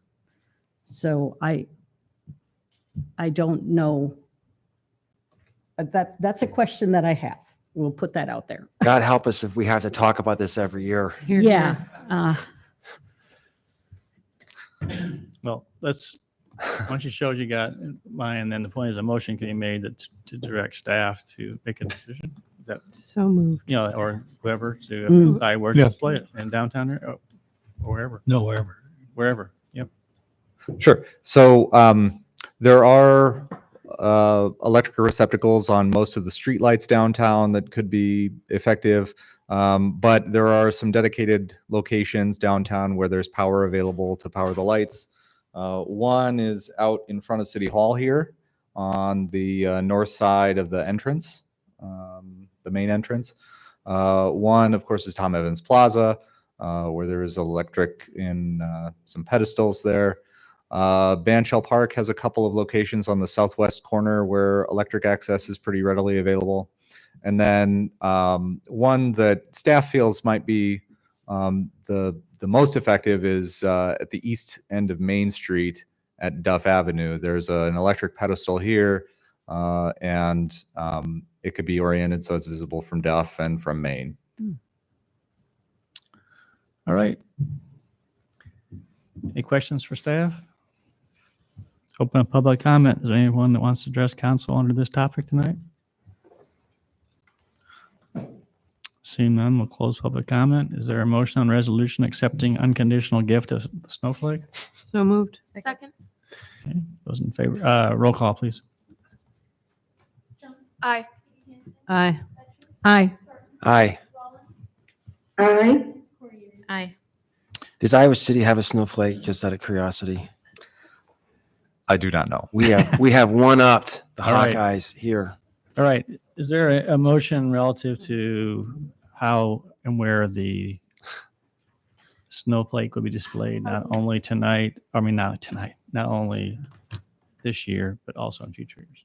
I would move that we let city staff determine the location and timing and placement of the snowflake. Second. Is there a second? Second. I would just say that in the future, we will have a lovely plaza across from City Hall where it might be appropriate, If staff want to put it there. if All they right. want to put it there. Okay, those in favor of the motion say aye. Aye. Any opposed or abstaining? Motion carried. Thank you. Thank you, Brian. All right, move on to item number 21, resolution awarding contract to Gillig LLC Livermore for the purchase of 5 battery electric buses. Barb, James, welcome. Thank you. Oh. Good evening, council. I've never had to present for a bus purchase, so. It's hard to follow I a know. conversation on snowflakes. There's just nothing so, more you can say. Yeah, I guess we're here to answer questions, but, the city, as you guys know, have a sustainability plan as well as the university. So Cyrite, in order to help support that plan, we have partnered with the Center for Transportation and Environment, which we lovingly call CTE, to develop a zero emissions roadmap for us as well. So they did develop that roadmap and determined that we could have up to 17 battery electric buses in our current route structure. So Cyrite did receive 2 federal transit administration grants that account for a little over $2 million or $5 million, sorry. Then we were also fortunate to get a federal surface transportation grant through the Ames area MPO to help. And then the transit board approved additional funding to support up to 5. So we will be asking for 5 battery electric buses. Excuse me. We did buy off a Washington state contract, which is what we're allowed to do. Through that contract, we evaluated manufacturers and determined that Gillig would be the best manufacturer for these battery electric buses. That is not our current manufacturer. Our current manufacturer, I can't remember if I have mentioned this to council, has left operations in the United States. They have a very big presence in Canada, but have decided to no longer operate and sell vehicles in the United States. So they no longer meet Buy America. So we can't buy vehicles from them. We looked at Gillig mainly because the majority of our fleet is Gillig buses.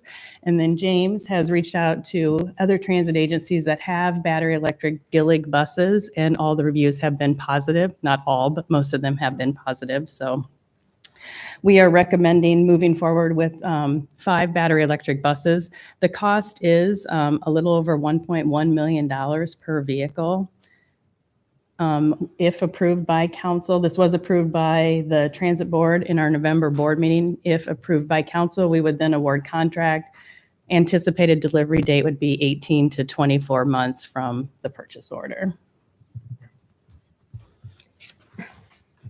We'd be happy to answer any questions you might have. Thank you. Questions? I had just a couple of questions. I was very happy to attend the ribbon cutting, or I'm not sure we called it, the celebration of the 2 electric buses. Mhm. And I learned a little bit there from the presentation. Could you remind council, what is the weight difference between our standard bus and the electric buses? So the battery electric buses are about, and James can correct me, but about 45,000 pounds. They vary a little by manufacturer. Is that right? And it's about 5,000 pounds more than a 40-foot diesel bus. So a little more weight. A little bit more, yes. And these buses are only going to be operating on the corridors that the streets are designed for heavier vehicles anyway. So do you anticipate these vehicles going on more residential streets? No, the plan currently is just to operate them on where our current route structure is, which is mainly arterials. I'm just trying to double check. I can't think of any real residential streets that we go through that are not built to like arterial levels building, right? 12 inches of concrete or whatever. And then the number 200,000 stands in my mind for the price tag of the batteries. Is that still what you're hearing for the cost of these batteries? Yeah, I can answer that, but I feel like James should answer a few questions. No pressure. Yeah. Yeah, so approximately $200,000 is the declared value with our last purchase. So that pricing is based in 2020 with a lot of bus purchases. It's not tied to just general inflation, it's tied to the producer price index. So right now, I'm not sure what the current price of the batteries are, what they will be when they possibly need to be replaced in 8 to 10 years. So it's hard to tell. And so as we acquire more of these buses, that price tag for batteries, it'd be nice if this was staggered and we could spread these out. But will that be in the capital improvement budget or the general budget? You know? Yeah, that's an excellent question. No, the board has carved out a little bit of money to put towards a battery electric reserve fund in our capital improvement projects. So we do have money to start funding battery electric buses, and then the plan is to continue to add money every year so that we could replace those batteries or purchase more battery electric buses if grants became available. So this would be like a sinking fund. We just build this up. Okay, Yes. Great. That's all I had. Thanks. Okay. Other questions? Anita, do you have any questions? No, thank you. Thank you. All right, open up public comment. Is anyone who wants to address council on this topic? Seeing none, we'll close public comment. Entertain a motion on resolution awarding the contract to Gillig LLC of Livermore, California for the purchase of 5 40-foot battery electric buses in a total amount not to exceed $5,789,408. So moved. Second. Thank you. Roll call. Aye. Aye. Aye. Aye. Aye. Aye. Thank Thank you. you. Appreciate you guys coming. Moving on, item number 22. Mr. Dunn.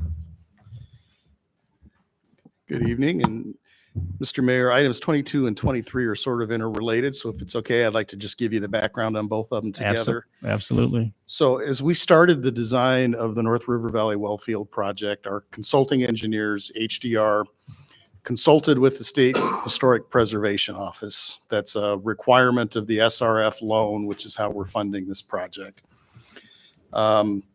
So they were given instruction of what needed to be incorporated into the construction contract to meet SHPO's expectations of us.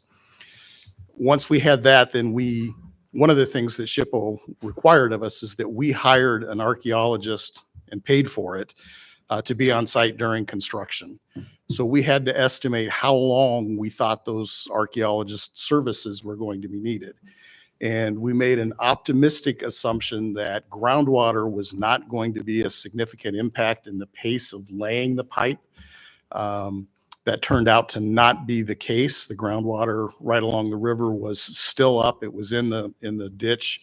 And that was tremendously slowing the pace of work by the construction company. The magnitude of the increase in time that we needed from the archaeologist was a magnitude that I didn't feel comfortable bringing to you as a change order. It would have been 5 or 6 times the original contract amount. So we chose to go back out and resolicit for archaeological services. And so that's what item number 22 is that resolicitation of the services. It turned out that the low bidder, In Situ Archaeological, is the firm we've been working with previously, so there's continuity there. That's nice. But at least we've got the comfort of knowing their price was competitively bid. When we bid that, and the work was done on I don't know if it was hourly or by day, but it was a time-based contract. We included a healthy contingency in there that we did not expect that we were going to need. In early November, though, the State Historic Preservation Office came out to the site and consulted with us, our consulting engineers, the contractor, and they had a number of additional measures that they expected the contractor to take. And those were laid out for you in the council action form. But again, that's another significant cost increase to the project. The changes that the contractor needed to make, they needed to do immediately. They couldn't continue working under the old protocols. So we did issue a stopgap change order with them at a dollar amount we could approve at the staff level, keep them going so we didn't incur work stoppage claims from them. And so what you have now in item number 23 is the balance of the work needed by Keller to do that pipeline work. So I do want to say that HDR and our staff engineering group took considerable care to go through this cost proposal from the contractor to make sure that there was nothing in there that was already a part of the bid, so we weren't paying for something twice or not paying for something that wasn't specifically needed as a result of this change order. I'll say that my grumble about this is not about the importance of protecting cultural and historical artifacts.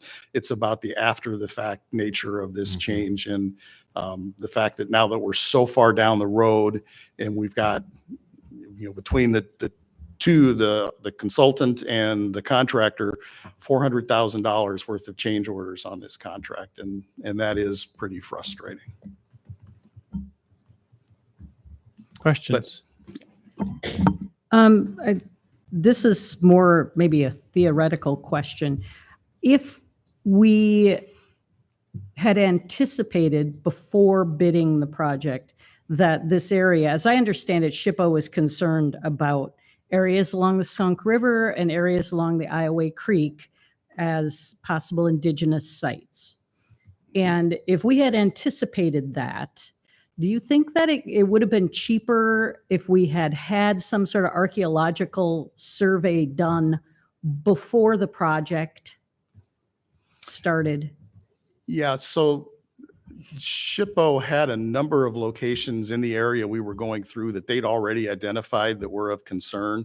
And so the pipeline routing was adjusted to try to avoid those. They seem to have been aware that this was an area of particular concern to them and just did not convey that to us. Yeah, I'm just wondering from our perspective, if SHPO was going to do this in the future, I know that there are other projects, city projects that are having similar issues with archaeological review. And I'm just wondering if there's any way that we can reduce costs in the future by anticipating the fact that this is going to be an ongoing issue for Ames because of our situation. And you probably can't answer that, John, but it feels like there should be some way in the future, knowing this issue, that we can avoid having this tremendous cost that comes at the last minute when You know, obviously it's not our fault. Yeah, so over the last couple weeks, there are 2 other projects that you've seen in the CIP that are in the works right now that have had this same issue come up. One is a standby generator that we plan to install at the youth sports complex to power the wells. That's going through a FEMA review process, and FEMA has indicated that they're going to require a phase 1 archaeological assessment prior to that work. It's going to slow us down.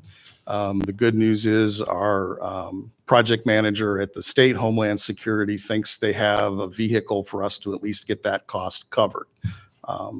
The other project that I just learned about this afternoon is the nutrient reduction project at the Water Pollution Control Facility.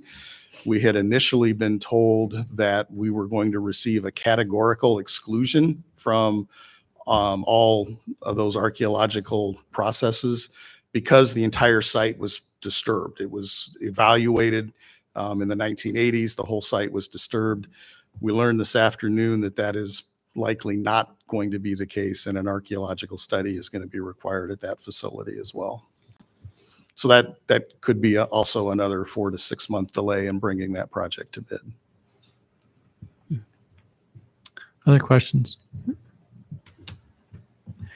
Is this tied to are all these tied to the SRF loan, or is this tied to something or is that disconnected from the SRF loan? So the common thread here is that all 3 of those projects are coming with federal funding. It's coming through different vehicles. The generator is actually coming through a FEMA hazard mitigation grant. But the pipeline project and the WPC project are both SRF funded. And so what's the benefit of the SRF loan to the city? We're incurring $400,000 on a $12 million project of change order. I was just curious, just putting that in context, I mean, you have a much lower interest rate, correct? Yeah, that is the key, is the interest rates are quite a bit below market rate. At some point, it doesn't make sense to go with them if they're going to load this thing up with all these requirements. We just go somewhere else. Yeah, at some point in time, it does become a financial calculation because there's other things, the federal cross-cutters that come with the SRF loans. This is not the only one. You mean go someplace else physically?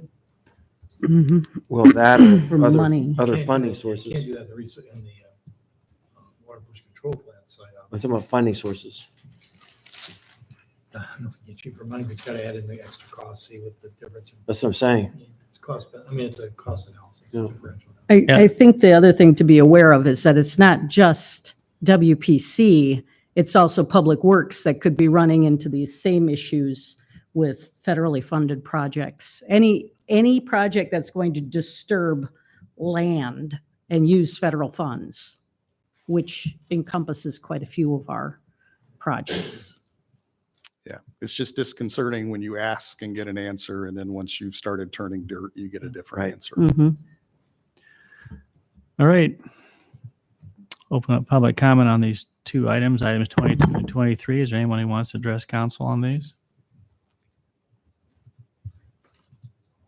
Seeing none, we'll close public input and I entertain a motion on resolution awarding the contract to In Situ Archaeological Consulting of Eden Prairie, Minnesota for the archaeological monitoring during construction of the North River Valley Wellfield Pipeline Project in amount of $134,924. So moved. Second. Roll call. Aye. Aye. Aye. Aye. Aye.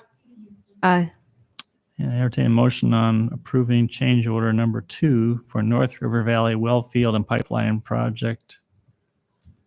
So moved. Second. Roll call. Aye. Aye. Aye. Aye. Aye. Aye. Thank you. Move on to item number 24, contract rezoning on Hyde Avenue. So any questions for staff on this particular topic? Seeing none, declare a public hearing on the amendment to the contract rezoning agreement at 4605 Hyde Avenue, Auburn Trail, resulting in a time extension for shared use path construction to be open. Is there anyone that wants to address council? Seeing none, declare the public hearing to be closed. Entertain motion on resolution approving the amendment. Move approval? Second. Thank you. Roll call. Aye. Aye. Aye. Aye. Aye. Aye. Thank you. Item 25, Oakwood Road speed limit. This is where we're 35 miles an hour up to Timberland, I believe it is, and then 40 miles after that. I'll declare the public hearing on, open public comment on the first reading of this ordinance, changing the speed limit on Oakwood Road. Seeing no one interested in commenting on this, close public input, entertain motion on first reading of ordinance updating speed limit on Oakwood Road. Move on first? Second. Thank you. Roll call. Aye. Aye. Aye. Aye. Aye. Aye. Thank you. And staff is requesting that council suspend the rules and entertain second and third reading tonight and adoption. Move we waive the rules? Second? Thank you. Roll call. Aye. Aye. Aye. Aye. Aye. Aye. Thank you. Entertain motion on the second reading of the ordinance updating speed limit on Oakwood Road. 1 second. Second. Thank you. Roll call. Aye. Aye. Aye. Aye. Aye. Aye. Thank you. And entertain motion on third reading and adoption of the ordinance. Move on third? Second. Thank you. Roll call. Aye. Aye. Aye. Aye. Aye. Aye. Thank you. Move on to item number 26, large electric customer time of use rates. Mr. Com. Good evening, Mayor, ladies and gentlemen of the council, Donald Kahn, Director of Electric Services. We're bringing this particular modification to our time of use rate. We have a time of use rate for our largest industrial customers. What this allows us to do is it basically better aligns the pricing of energy to correspond to our peak usage and then our off-peak usage. This is currently only available to our largest customers, 2.5 megawatts or 2,500 kilowatts and larger. We've had some, I should say that this was extremely beneficial this summer when we were close to hitting a new peak. And when we did hit a new peak, our largest customer made use of this, and it helped not only them, but it also helped us. We're at a point now where other customers are interested in doing this. So all we're asking you to do today is to lower that threshold from 2,500 kW or KVA in this case, down to 500 kVA. And this is a precursor to time of use rates that Electric Services is currently studying under our cost of service study that's going on that we hope to eventually roll out sometime in 2024 to our residential customers. So this is a continuation of the use of time of use rates to encourage different behaviors and different patterns of energy use. And I'm available for questions. Any questions? I love that this incentivizes people to use power off peak. Don, how many more businesses would this, as we lower that standard, would it pull into the pool of businesses? Yep. So today, right now, under the rate, I think we have 6 that are basically eligible to take it. By lowering it down to 500, that number increases closer to about 100. Oh, wow. Okay. Okay, we'll open up public comment. Is there anyone in the audience that wants to address council on this topic tonight? Would you tell me those numbers again about the kilowatts? So Stand now. Oh, wait, just say, please. Pardon Is there anyone that wants to offer public comment? We'll get to the question. Oh. Seeing now, we'll close public input, and if you want to ask a question, you probably should come up and ask at the podium. But go ahead. I'll just go ahead. The numbers. What's the question? I just didn't hear the numbers exactly. I wanted to know what the numbers were for the present limit and what we were lowering it to? I didn't know. So to restate that, under our industrial energy use rate, a customer must have a minimum peak demand of 2,500 kVA. Okay.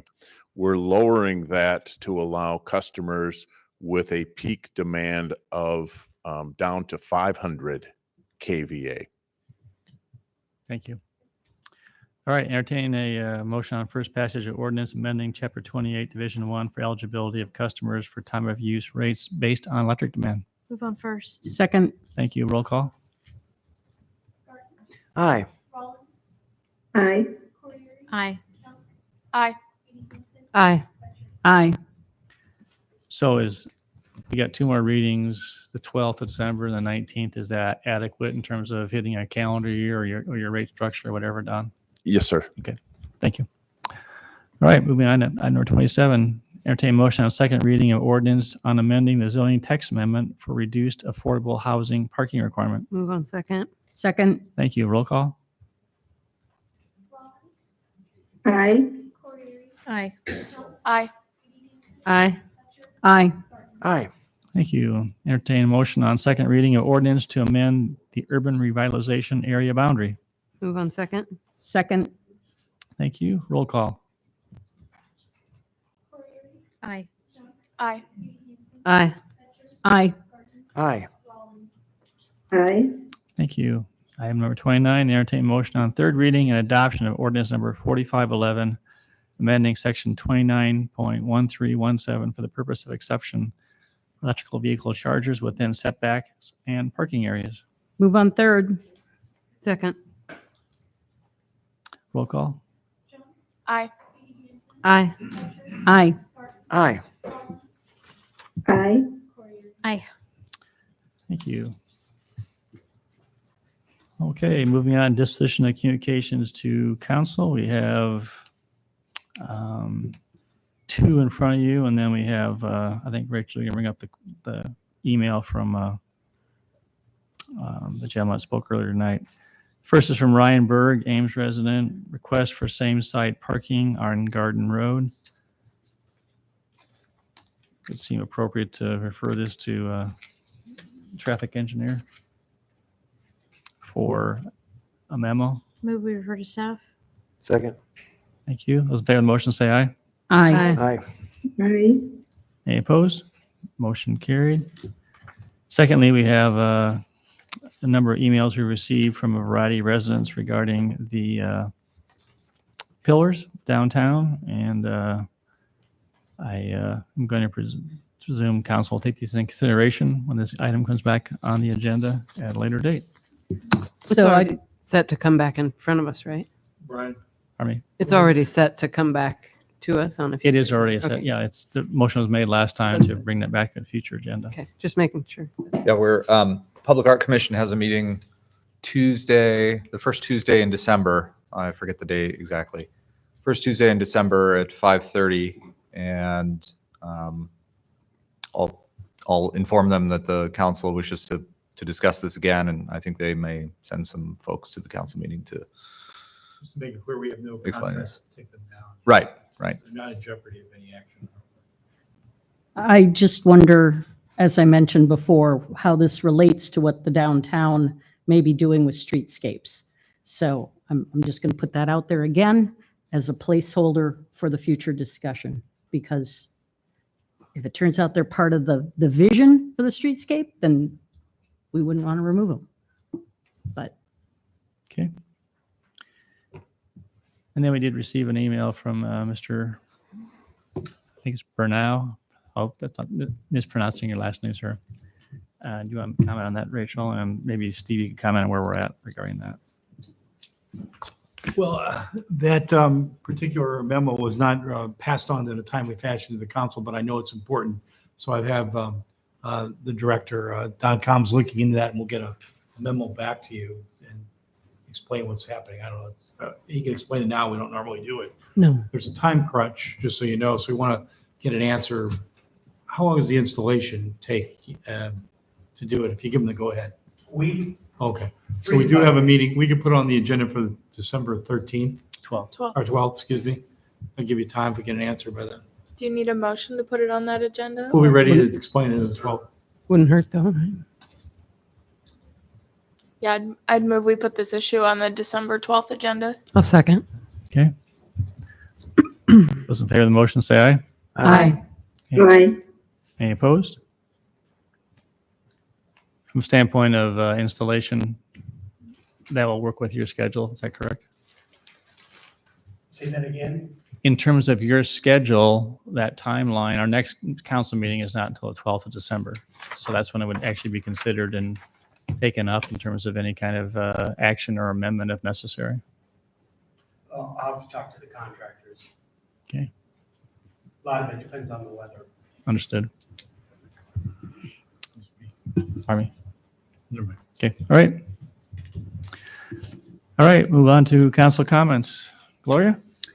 It's nice to be back on the dais after missing some meetings. I attended National League of Cities, and one of the things that I heard there that I thought might be worth us keeping in mind as we're looking for ways to fulfill climate action plan goals while also not disadvantaging those who can least afford to update their homes.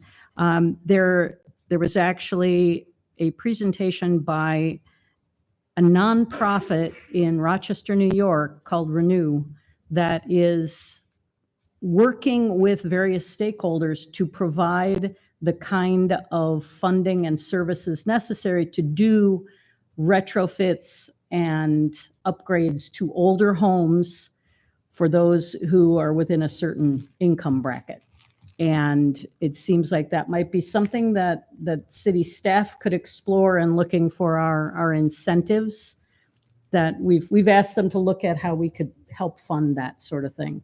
And it seems like Renew might be a resource that we could contact to ask how their model Renew out works. of Rochester, New York. Rochester, New York. I've got the information. Yeah. Anything else? No. Jim? So a couple matters tonight. I visited with one of my constituents in Somerset where there's been many complaints about sidewalk conditions in his particular area, some 50 different repairs at a tremendous cost to homeowners. And visiting with Steve, I think that it would be of value to bring our sidewalk maintenance ordinance back to us for review to get some input to see, is this working the way that we intended? So I move that we, I don't know, Steve, if what you would recommend, that put it on a future agenda? Yes, I think we go right to the agenda. There's Okay. not enough concern about it. Yep. I move we put this on a future agenda. A second. All right. Those in favor of the motion, say aye. Aye. Any opposed? Carried. Anything else, Tim? I do. This is a very fun thing. I love to brag on Ames, and Kate Mitchell Elementary School is ranked in the top 1% of Iowa schools. And I spent some time in that school with Mr. Jeffs, the principal, and this school has a very high percentage of kids who are on free and reduced lunch. And I'm just incredibly proud of the work of Mr. Jeffs and his team. And we haven't done anything like this for a long time. I would love to extend an invitation to Mr. Jeffs to bring whether some of his staff or even some of the kids to a city council meeting, just for us to recognize that achievement. I think that's really noteworthy. The kids will be like, what did we do? Yeah, that's right. We could all high five them or something. But I move that we invite Mr. Jeffs to fill out whoever he wants to bring to a future city council meeting. Second. Okay. Those in favor of the motion, say aye. Aye. Any opposed? Carried. Anything That's else? it. Thanks. Anita? I just wanted to mention that I did go to the Iowa League of Cities Advanced Budget Workshop, and one of the topics was House File 718 and its impacts. And I think I sent you all one of the slides because Ames was a rather interesting scenario because we are below the 810. And so anyway, I will share that information with council, but it was very informative. Thank you. Amber, Nothing for me. Rachel, Nothing tonight. Nothing for me. Jeff. It's nice to be here in the flesh and not over a virtual meeting. So I just wanted to say I hope everyone had a great Thanksgiving and a nice time with their family. We had tomorrow we're going to be seating someone on the asset team board. So we have a new student volunteer going in for that. So that's pretty exciting. But other than that, that's about it. Just ramping up for finals. I think we still need somebody for the human relations also. Yeah, I'm still trying to get in touch with them. Okay. I haven't really been too great about that. All right. Thank you. We'll figure it out. All right.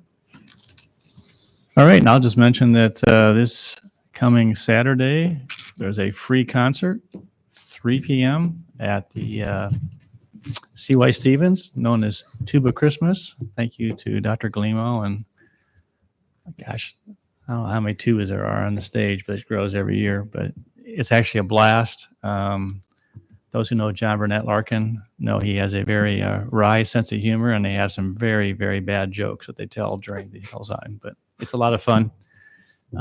So with that, I entertain a motion to adjourn. Move we adjourn. Second. Those in favor say aye. Aye. Bye. We are adjourned. Thank you.